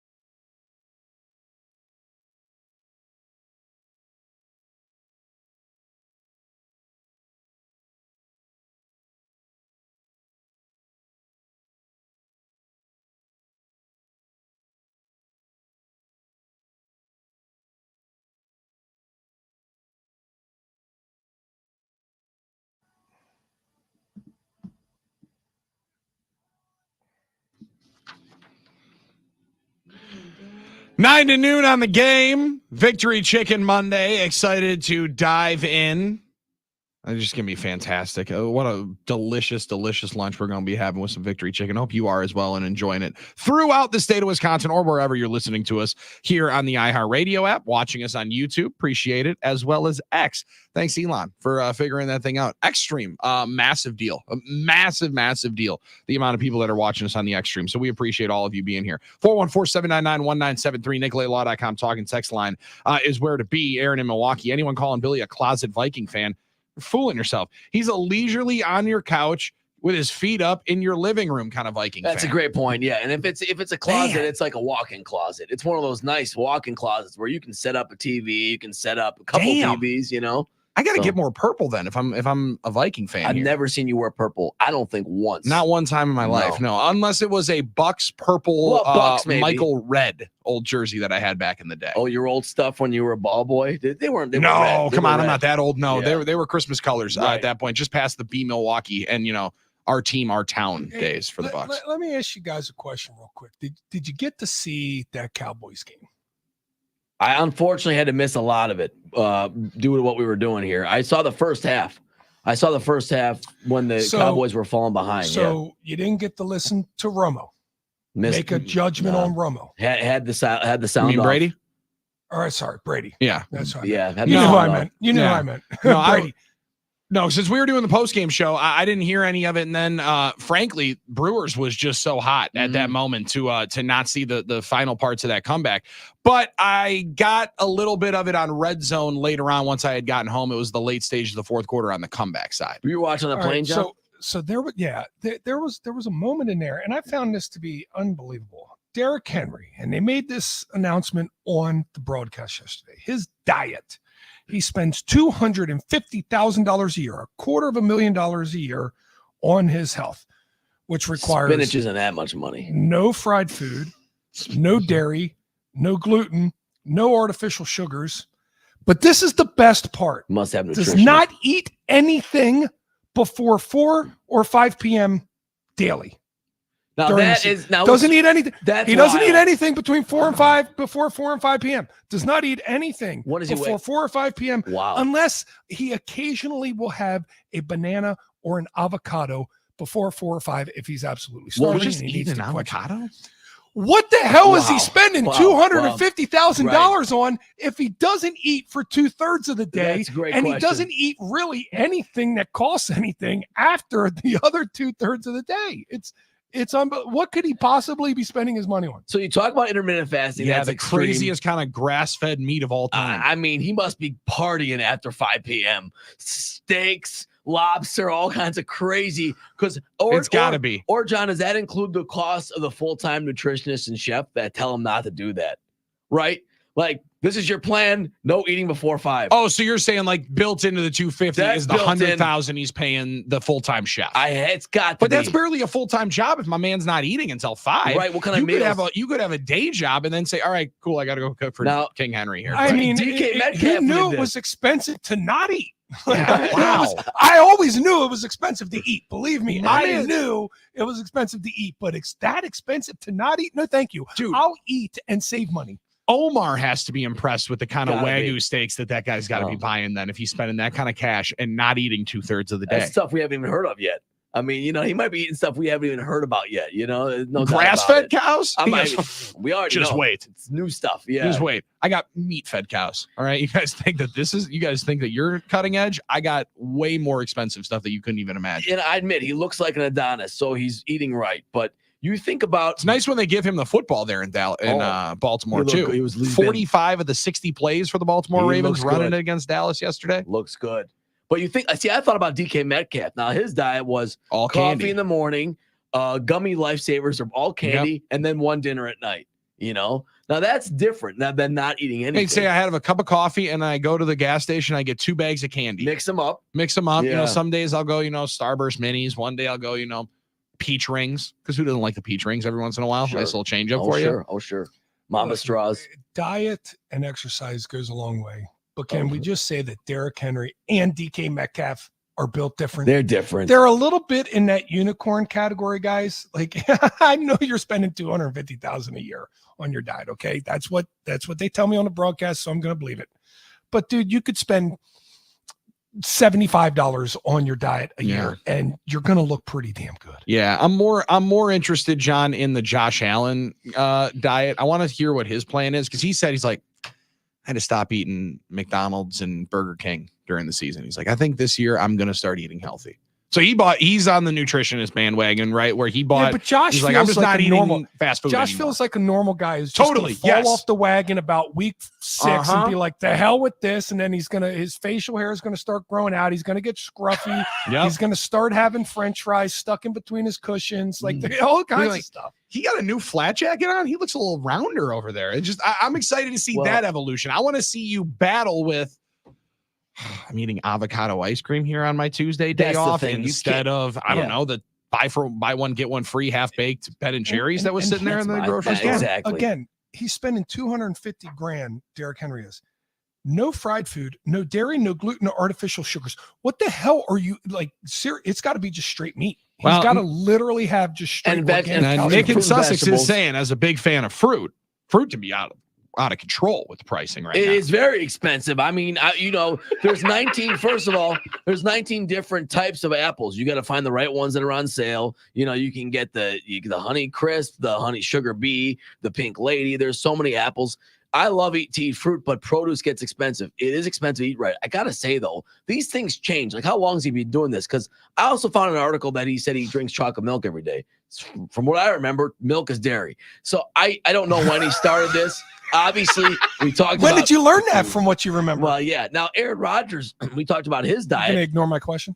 Well, it's sort of rhetorical because it was a joke. Yeah, when did I learn? Yeah, exactly. Now, Aaron used to drink a grape soda after every game. We know that he stopped doing that at some point. So diets do change, but whatever it is, this intermittent fasting. But you know what the other thing is? You spend $250,000. There's a lot of free food at these Milwaukee facilities. Weight Loss could have helped you out way. It could have done it exactly. And he's way cheaper than that. He's missing out on all the free food at the facilities. When you're an NFL player, you can eat for free every day. Remember, Giannis was taking home bags of waters and Gatorade. Yeah. Hey, can you give me a couple of garbage bags over here? I got to empty out this cooler.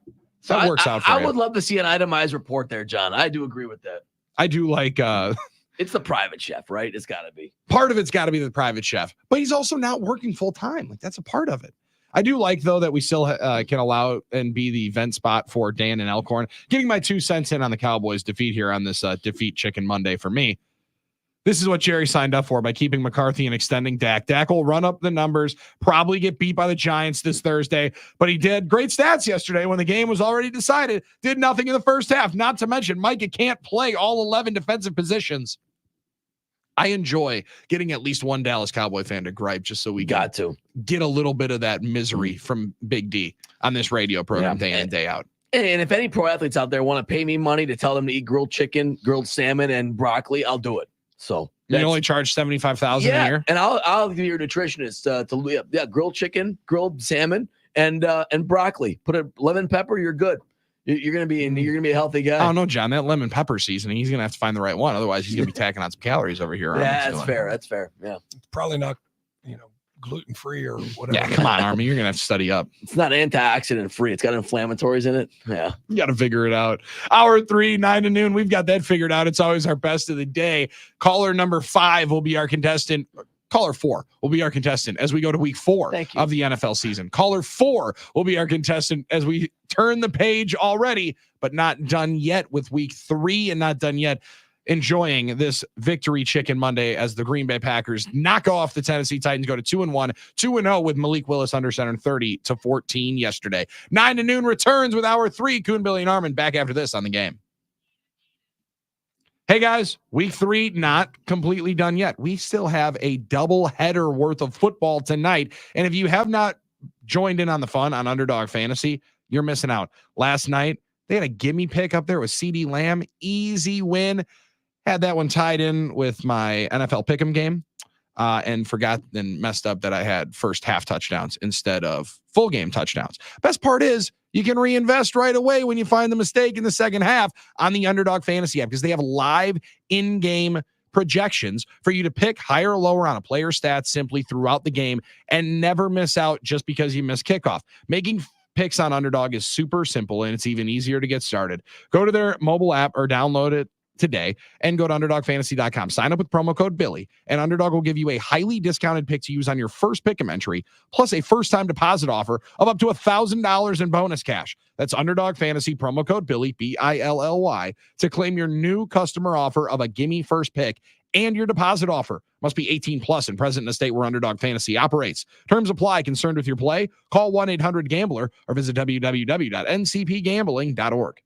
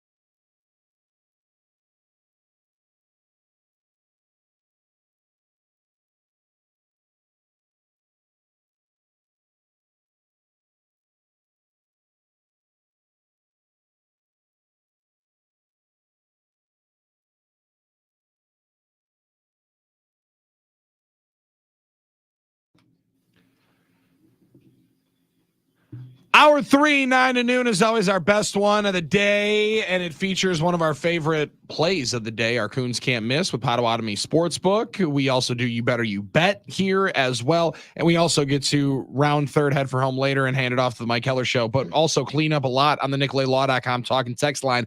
This one came in, John Coons right there, I'm Billy Schmidt, Armin Sarian as well. Annie in the 262. Hey guys, I'm going back and forth right now with another Packers fan about our offensive line.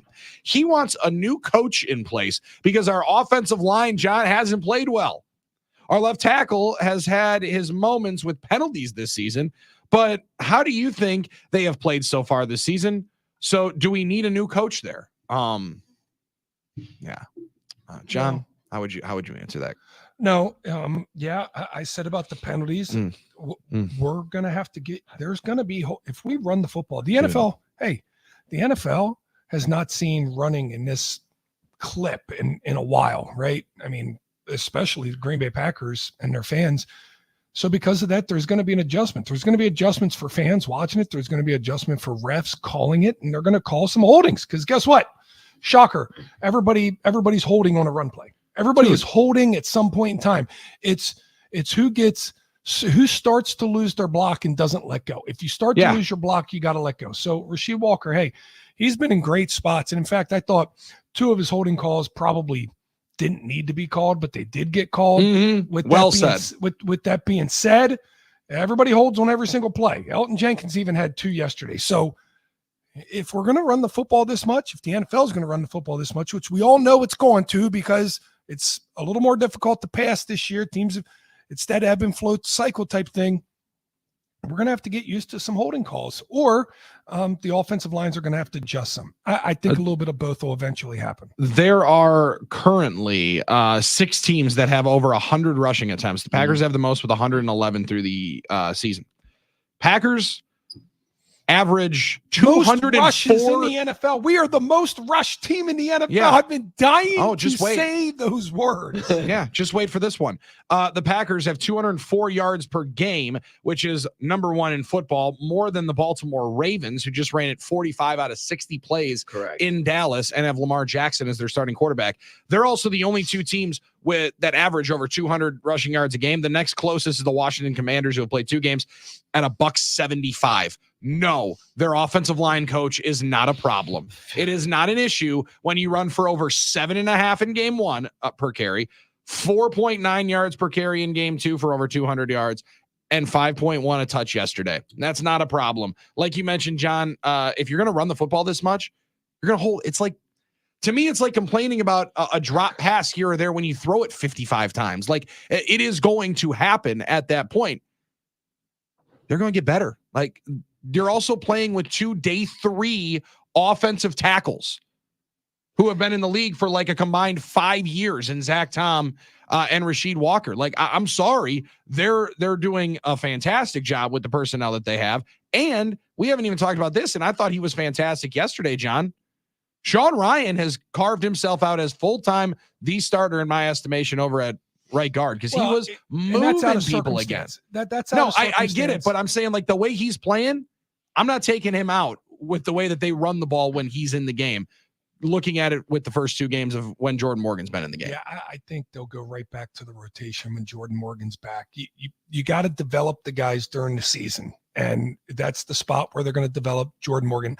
I can applaud Sean Ryan for the way that he's played. And we've always known that he's been a good run blocker, a good grinder, a good dirty line of scrimmage guy. He's always been like that. And we also can acknowledge that Jordan Morgan's going to need to get his time as reps because he didn't get developed in the offseason. We know that because he was injured. He was injured all preseason. Didn't get, we're missing developmental time now. So when he gets back, he'll shuffle in there with Sean Ryan. But I love this offensive line. And guess what? Elton's going to be the one getting the flowers because Elton's the one with the big name, and Elton is the best one on the line.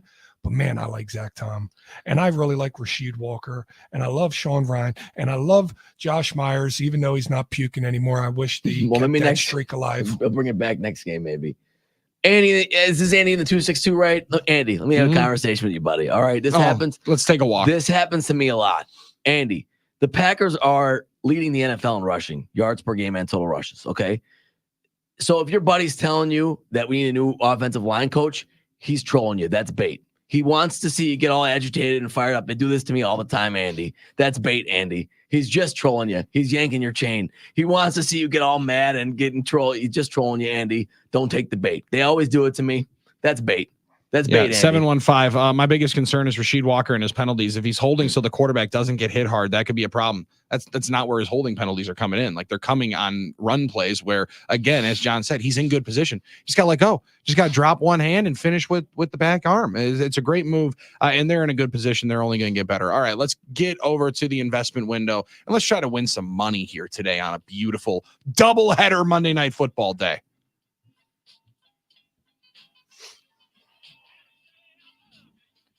You better. You better. You better. You bet. You better. You better. You better. You bet. Well, you better know that we start turning the page already to week 4 in the NFL on a Monday. We will get the full recap as to how our picks go for week 3 coming up tomorrow. But the look headlines, a lot of people say the sharp action happens on Monday and Tuesday. So that's why Brewer Bruce is dialed up 414-799-1973, because Brewer Bruce is trying to be a sharp. He's trying to get these lines feasting on them early as the week 4 NFL slate is upon us. Almost. We'll get all the way to it and start looking all the way through it throughout the week. But Brewer Bruce is here with his early projections for week 4 on You Better You Bet with Carnivore, Milwaukee's premier steakhouse for over 15 years. Best cuts of steak in Milwaukee, domestic, international, Wagyu cuts of steak, 3,000 plus wines in a cellar that is unmatched in Milwaukee. Modern experience meets a classic steakhouse at Carnivore, Milwaukee's premier steakhouse for over 15 years. Brewer Bruce is on the NicolaLaw.com talking text line, and he's ready. Bruce, what's your first pick? Hey, good morning, guys. Good morning. My first pick, I'm going to try to get to the Carnivore this year because I missed by a tiebreaker in the Super Bowl. I know you were the Buffalo Bills last. Yeah, you've been in the final. You were in the final week. You were oh so close. You know, so good luck. So close. All right. So what do you got? Okay, But so far away. First pick, Bengals. All right. Now that's Bengals next week, which I believe are minus 5.5. Minus 5.5 at the Carolina Panthers. Now, John, Panthers might be feeling themselves after a win. Andy Dalton, first quarterback in the NFL in 2024 to have 300 plus yards passing, 3 touchdowns, get a win as he takes over for Bryce Young. And my man Bruce is saying short week, Cincinnati Bengals, they hadn't even won a game. I don't care. They're beating the brakes off Carolina next week. Yeah, they didn't even play yet today. They got to play yet today before they go to Carolina. You know what? Good job, Andy Dalton. Hey, you got to love these guys. You're going to talk about a revenge game. Much like Malik Willis, you got to love a guy who's thrown to the wayside, and then all of a sudden, bam, here we go. He's back. First quarter. Yeah. 100 yards and 3 touchdowns this year. Yeah, have that on your bingo card. What would that have gone for on the futures? That would have been a good one. I can't even imagine any book with a right mind would have been offering lines on that situation. Good Andy Dalton revenge game here as well. 3-time Pro Bowler with the Cincinnati Bengals way back in the day. All right, Bruce, second pick for you in week 4. Where are you going? Steelers. He's taking the Pittsburgh Steelers as they are 1.5-point favorites in Indianapolis, who also got their first win yesterday over the Chicago Bears, 21-16. But the Steelers are 3-0 with Justin Fields and company. They just beat a, albeit hurt, LA Chargers team, but a 2-0 Chargers team at that at home. And here we go, John Kuhn. Pittsburgh Steelers are 3-0, rolling into Indianapolis, laying 1.5. How about that? And when I said at the beginning of the show, some organizations and some foundations give the players and give the teams a little bit more availability at success, and I was talking about the Green Bay Packers at the time, I could also have been talking about the Pittsburgh Steelers. Yeah, absolutely. And Mike Tomlin, and the way that they give their players every opportunity to go out there and be successful. And if they get some players that can make the best out of those opportunities, which is what Justin Fields is doing right now, you don't have to be a superhero at the quarterback position. It's great if you are. There are some guys like that go about there, but you don't have to be. And Justin Fields is finding that out here in Pittsburgh. Having a lot of fun doing it and win some games. That's been a lot of fun to watch and potentially invest on. All right, Bruce, what's your next pick? Saints. going with the New Orleans Saints, who 15-12 lose in the Dome yesterday. Maybe the best game of the weekend. They're 1.5-point dogs as they go to the Atlanta Falcons, which, John, this is one of the best rivalries in all of professional football, Saints and Falcons. It's a good one. It's a fun one, and it's going to be especially fun because both of these two teams, both the Atlanta Falcons, and I know they lost last night. We should have got into it. I got more to say about that game and Patrick Mahomes and the luck factor, Armin. Yeah, you got to say it. There's a luck factor. It's there. Yep. But the Atlanta Falcons have been playing good ball, even though they're 1-2, and the New Orleans Saints have been playing really good ball. Yesterday was a tough one for them to have the lead there with a little over a minute left, 3rd and 16, let up the big play to Dallas Goedert. A broken play turns into a loss for the New Orleans Saints. That's a tough one, but two good teams in a good rivalry. That should be a great game. All right, Bruce, what's your 4th pick? I'm going to stick with Aaron Rodgers and the Jets. Jets, Jets at home, laying a big 7 spot against the Denver Broncos, who you want to talk about the coaching job maybe of the weekend. 26-7. They go down and dismantle the 2-0 Tampa Bay Buccaneers, do the Denver Broncos. Now they'll be 7-point dogs. They were 6.5-point dogs in Tampa. Go up to MetLife Stadium and catch 7 against Denver. You think you know this league? You don't know, and you never will. What was that? They come out, Armin, and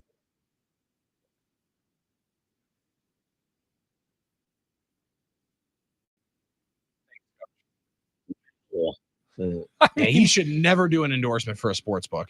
Baker Mayfield and the Tampa Bay don't Buccaneers. know. Nobody knows that I know of. Nobody that I knows, and I don't know. But one thing I do know is that. Sorry, couldn't help myself. Was that in reference to Adam Schefter? I think so. Ago? I think we were joking that was a about. That was a parody line. Exactly. That was it. But hey, the nice thing is I just saved the cut. All right. So you were gonna say, Tab yourself. I don't remember anymore because I blew it there. Well, listen, it couldn't be that. Or I did. One of us. All right, let's go to Bruce. Blow it out of the park, Bruce, with a winner here. What's your next pick? This is my lock, and it's my last pick. It's the Cardinals. He's locking in the Arizona Cardinals, who yesterday catch an L to the Detroit Lions in Arizona, but the Cardinals will stay at home and they will lay 4.5 against the Washington Commanders. Again, another team that hadn't played yet here today in Washington. They'll be a part of the doubleheader tonight against Cincinnati, but Arizona, very fun watch, although weren't able to do much of anything on the ground yesterday, John, which was something that was underrated in their first 2 wins. Or in their first win, I should say. And a really crazy 2-minute call on what looked to be a pick 6 for Arizona. That would have made that game incredibly interesting out there for the Lions and the Cardinals. Turned out, we called 2-minute warning. Who cares that he intercepted the pass and ran it in for a touchdown? We're going to give the Lions a mulligan on that one.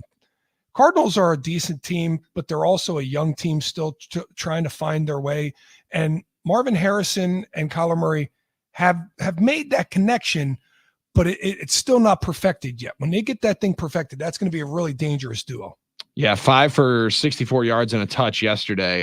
There's a lot more to get to there for the now 1-2 Arizona Cardinals, who Bruce is locking in with his 5th and final pick. Bruce, tune in next Tuesday to find out where you are at here for You Better, You Better. All right? Have a great week, guys. You too, buddy. Thank you, Brewer. Hope Bruce he gets out of that tunnel, man. I don't know what my man was doing in there. Hoping for the best. He's parking planes at the airport or something. I don't know what's going on. That's also impressive if he's able to be in air traffic control, waving both of those orange batons while also delivering us winners. Very impressive. That's really, really impressive. Also, question on the NicolaLaw.com talking text line. Yes, we are doing the score prediction. That's for Wednesdays. You better, you bet. That is not for Monday. Armin, do you know who won? You know who won? I don't believe we have any 30-14, so I have to start looking to see who is closest. If you do, if you're digging on that deviation, if you did win or you think you're close, text in, send it please. to Armin at arminsarian@gmail.com. All right, well, that's a different guy actually. I get his stuff. Oh, I'm sorry. At arminsarian@iheart.com. iHeartMedia. Arminsarian at iHeartMedia.com. ArminSardian@gmail.com is that not poor me. guy has gotten so many things from me. It is unbelievable. But all of a sudden just rap. The guy's like, I don't care about the Packers against the Colts, dude. I don't know why I need this. I got his gym membership for Blast Fitness once. It's in that like you want to try to like meet him sometime? Should we try figuring out how we can call him on what the if show? you're actually Pretty sure. related and you don't know it? Do it. That would be 23andMe fun. and figure Pretty this sure thing out. if we're not related, I at least know people that know him or have come across somebody he knows. I mean, he's Do you know where he lives? Do you Yeah. know anything about Yep, him? Where does he live? he lives in where all the Armenians live in Glendale, California. Not all of them, but a lot of them. He lives in Glendale. I thought you were going to say Glendale, Wisconsin. No. There's a big Armenian population in LA, but specifically He lives Glendale. where all the rest of the Armenians do, right here in Greenfield. Glendale, That's Burbank, awesome. Pasadena. So I'm sure I'm gonna come across him one day and meet him. Can we set this up? This would be a beautiful Sure. thing. If we do it, if we can find a way, we'll get him right in the stream. Armin Sarian and Armin Sarian. Let's meet them That'd together. be great, wouldn't it? Pen pals that never knew that they existed. Right. That is He's awesome. the alternate universe me, I'm sure. Like, you know what I mean? Oh, he's got to be just an absolute jerk. Yeah. Like, I mean, could you imagine Thank the you. guy is just the Or meanest calm. dude? Or just calm, Sure. Yeah. patient, Vikings fan. not neurotic, Yes. not frantic. Yeah, loves bunting. Actually drives fast and Only talks about batting slugs average. beers. That likes to drink a lot. Yes. Loves bunting. Oh, that's Vikings fan. Thinks Not war, afraid to put in war big is the bets. most made up statistic of all time. Thinks it's a garbage stat. Hates analytics. Yeah, can't handle Lifts weights. believes Hates walking. gotta, yeah, it. That's great. hates walking. That would be awesome. Man, I can't wait to meet this guy. Thinks you should look for the worst in everyone. Yes. You know? Yes. Negative all the time. Negative guy. Never has anything nice to say about anyone. God, Yeah. this guy Armin is going to be an awesome dude to meet. I can't wait. I cannot wait for that appearance. That's going to happen in like the middle of May or something. All right. 414-799-1973 is the NicoletLaw.com talking text line. You can hit that up with some conversation. But first, we have one more play that will pay on a doubleheader Monday.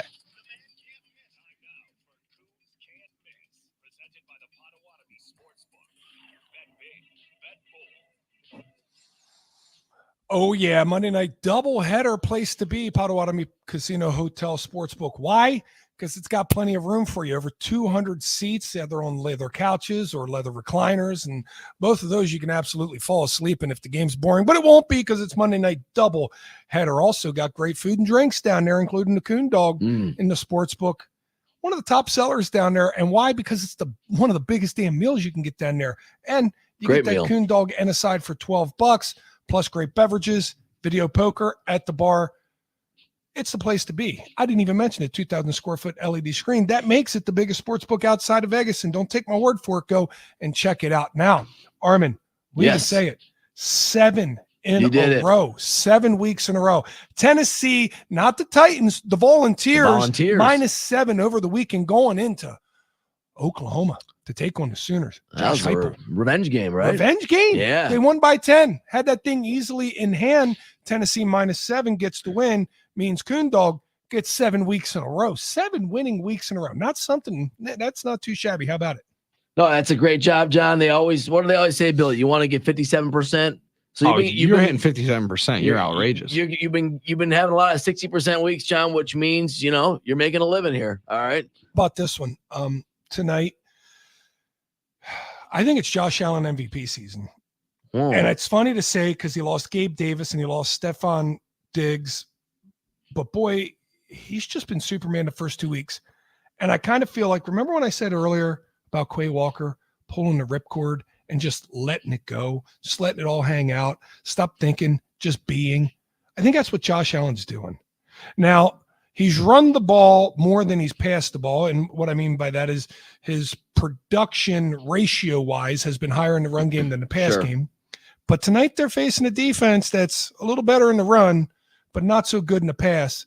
So let's just add them together and go Josh Allen, total passing and rushing yards, 267.5. Okay. And I do that because the passing yards are around 245 right now for Josh Allen, and the rushing yards are around 50 yards for Josh Allen. And I don't know. I don't know if he gets either of those, but I think when you add them together, he gets it combined at 267.5. That's what I'm doing. Josh Allen over 267.5. And now that I said it's his MVP season, he's potentially jinxed. So Josh Allen, prove me wrong here tonight. Go out there and get this thing done. That's a fun prop, though. the passing and rushing one because you can always cheer for him to do everything when you're cheering for that prop to go over. So over 267 and a half passing and rushing yards combined. Yeah, got in on Josh Allen plus 600 last week. He's now at plus 500 right now to win the MVP, just behind Pat Mahomes. How about that? I say this about fantasy this week? Listen to what I've had happen to me in fantasy. Here we go. Christian McCaffrey, number 1 draft pick, really close to drafting Saquon Barkley because I was like, I don't like riding this wave, this trend. Christian McCaffrey hurt. Guess who I faced in 3 consecutive weeks, Billy? I'm going to guess Saquon Barkley. Saquon Barkley in week 1. Week 2, Jordan Mason. James Cook. Oh, James Cook. Okay. Fantastic week 2 for James Cook. 3 touchdowns, 150 yards rushing. Guess who I faced in week 3, Billy? Oh my goodness, who? Juwan Jennings. Oh, tough one. Tough. Unbelievable. But it's a long season. That's good waiver wire by that other guy, though. I got it. Admit that's great. That's great waiver wire work. You can't make it up. That's good waiver wire work. Yeah. Juwan Jennings was about to win Super Bowl MVP.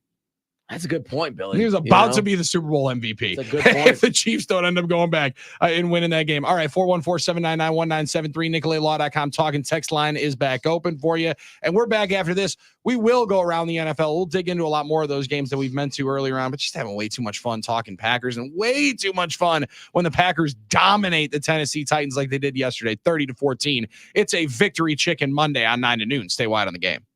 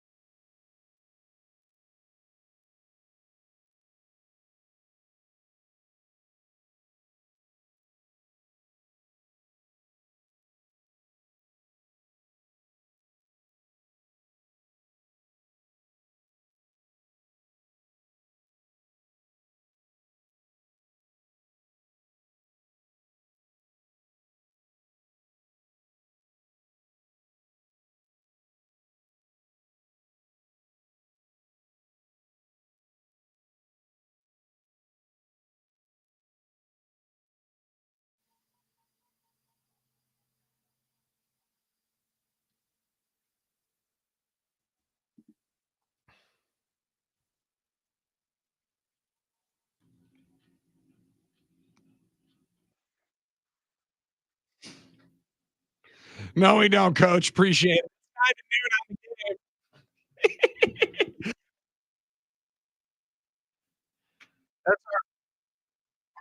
That's Harmon Sarian. Sorry. I'm Billy Schmidt. John Coons right there, as well as you on the NicoletLaw.com talking text line 414-799-1973. Packers win 30-14.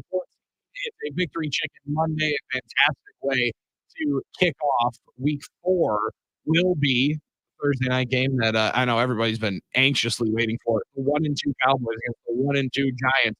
Even better, we get an 0-2 Jags team, a 2-0 Bills squad tonight in the first of 2. Cincinnati Bengals try to get their first win of the 2024 season when the Washington Commanders come to town, and a matchup of 2 Heisman Trophy winning quarterbacks from LSU, albeit transfer quarterbacks from LSU, Joe Burrow and Jaden Daniels in that one as well. But before we continue to look forward, let's go back, guys. In the day in the NFL yesterday, we've made some jokes about Caleb Williams and company. We've somewhat touched on it a couple of times. Man, an absolute massacre of the Houston Texans yesterday with the Minnesota Vikings. Justin Jefferson gets into the end zone. Aaron Jones has 100 yards on the ground, gets into the end zone. Sam Darnold, throws for 4 TDs, and they win 34-7, John, over a lot of teams and a lot of people's very trendy pick to be a potential Super Bowl squad on that AFC side in the Houston Texans. All right, start paying attention. It's time to start paying attention to Sam Darnold with Kevin O'Connell, with Aaron Jones, with Justin Jefferson. It's legit. Dang. It's real now. This team can play. And when you validate it over the course of a month, which is nearly what they've done, and they're going to come into Lambeau, so we're going to get to see them firsthand. They're a team to be reckoned with. I think they're going to be a solid team now this year, which comes as a surprise. But you know what? A lot of it has to do, a lot of credit has to be given to Brian Flores for getting that defense to play at a high level, for the GM to bring in some of the position players that they brought in, especially on the defensive side, to be impactful, to say goodbye to some players like Kendricks and Daniil Hunter. When you do that, it's not dissimilar to the way the Packers have done it. When you've done that, you've injected some life, some air into the lungs, and a heartbeat into this team, and you can see it. They're playing with vigor right now. They're going to be a tough one this Sunday. Man, a talented team, obviously. Besides the quarterback, I think some of us, and myself included, focusing on the quarterback a lot, the position, as of why they might struggle. Obviously, Darnold's played well, but they're talented all across the board. It stinks. I don't want to have to live in this reality. It was kind of I was so ready to have just the greatest day yesterday, but then you see the Vikings got another win. But hey, you know what? We got a chance to knock them off their schneid a little bit this weekend. So I hope it is a big game for the Packers, big game for the Vikings. I really want to win this game. Huge game for the NFC North as well. I mean, Darnold's going in here 4 TDs, no picks. That's something that's got to get stopped. And I'm with you, John. What they're doing on the defensive side with Flores, last year I thought it was a great addition for them to bring him in. His pressure scheme kept them in a lot of games they really had no business being in. And, Josh Dobbs, whether it was Nick Mullins and company, and then they bring in some youthful reinforcements. They've swapped out some of those linebackers. Blake Cashman is going to be a guy that when you watch the film, that dude is all over the place, formerly of the Houston Texans. So that's a team, and that's going to be an interesting one to watch coming in on Sunday. I know you mentioned during You Better You Bet, though, that you also had something to discuss with the Philadelphia Eagles getting themselves back on the winning ways and handing the New Orleans Saints their first L of 2024 in a grinder game where 15-12 is the final, and 24 of those points ended up getting scored in the fourth quarter. Yeah, just one more thing on the Vikings and Brian Flores. Remember when Spags went to Kansas City the first year? You could see some improvement. You could see them playing with aggression, but it took a minute. It took a while to get the pieces in there that he felt comfortable and get guys enough time in that defense so that they were truly adapted to a Steve Spagnuolo defense. Very similar here in Minnesota now. Second year, some time for guys like Harrison Smith and Harrison Phillips and guys like that to get some time, to get some playing time within that scheme so that they get better. And then you start bringing in pieces that adapt and mix well with that thing. So a defense there in Minnesota that does look to be very much improved. Now, the Saints-Eagles game was a wild one. You had yourself a hit throughout the middle of the game that many people are calling dirty. It very much reminiscent to the Danny Trevathan hit on Devontae Adams at Lambeau Field. What was it, circa 2017, I think. I don't necessarily think it was a dirty hit. And, you got that play mixed in with a team that it was averaging 44.5 points per game or 45.5 points per game, only getting 12 points in yesterday's game. And the Philadelphia Eagles really kind of saving their early part of their season, because if Saquon doesn't rip off that 65-yard touchdown and this Eagles team just continues to go down the path of getting worse and worse each week. Jalen Hurts had another fumble yesterday, another interception in the end zone yesterday. If Saquon doesn't rip off that run, that 65-yarder for that touchdown, Philadelphia is in a world of hurt early on in this season. They really could be 0-3 when you think about it. They could be 0-3 now. They're not. You can And say they that. could be 3-0. Yeah, you can say that. 0-3 and 3-0. Exactly. I mean, the margins are so close this league. You can say that a lot, but they do keep kind of putting themselves in precarious positions. For a couple of weeks, they've gotten away with it. 1 week, they didn't. So, yeah, it's pretty interesting, no doubt about it. I love this stat, just whipping through a bunch of the stuff from yesterday, and maybe the game that brought me outside of the Packer game the most joy was watching Kyle Shanahan's squad. In the second time, I think they've lost up 2 scores inside of 2 minutes to go in his tenure. Most losses when leading in the fourth quarter since 2017. 27-24, 13 points in the fourth quarter for the Rams. And Stafford and company just gritty as all get out to be able to win that game in SoFi, which was basically Santa Clara, California, because of how many 49er fans and just invade that place any single time the 49ers play in LA. And it used to be the 49ers had Rams number. It used to be Kyle Shanahan had Sean McVay's number when his team wasn't seen as physically dominant as Sean McVay's team is. Now it's Shanahan walking in, as the cream of the crop in the NFC West. Granted, there was 2 million people on the injury report for this game. Like, nobody played in it. When you talk about Kittle, Debo, McCaffrey, that's just on the 49ers side. You go to the Rams side, Puka, Cooper Kupp were out. And then to do the late game heroics, it was 14-0, I believe, and then 21-7 at one point in time. So the Rams battling and saving their season, because going 0-3 we know is a death sentence in the NFL, and they didn't do that. Now you got a wacky NFC West with the Seattle Seahawks 3-0, everybody else 1-2. This league is just wild. We spend so much time trying to figure out the team that takes a step back that we don't think will, but there always is one. What if it's a 49ers, guys? Those two games are fast. I'd love it so much. Those two teams are fascinating with the Rams and the 49ers. Their games are wild to watch. Every single one. It is just chess move after chess move after chess move after wild play after chess move.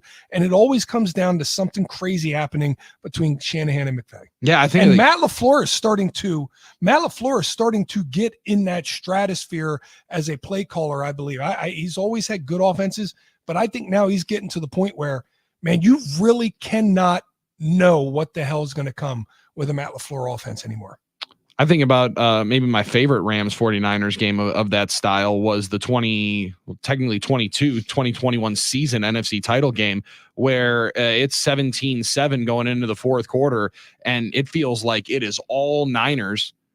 And then they throw a horrendous pick way into the backfield, or drop a pick that would have iced the game, touchdown, 2 field goals, and all of a sudden the Rams steal it and go to the Super Bowl and win the thing in their home stadium 2 weeks later. Like, it's crazy to be able to witness. And I had that stat wrong. Sunday's loss for the to the Rams, Kyle Shanahan's 5th loss in which the Niners led by at least 10 points in the fourth quarter, second most since 2017. What was the worst thing you saw around the NFL yesterday? Was it the Miami Dolphins quarterback play?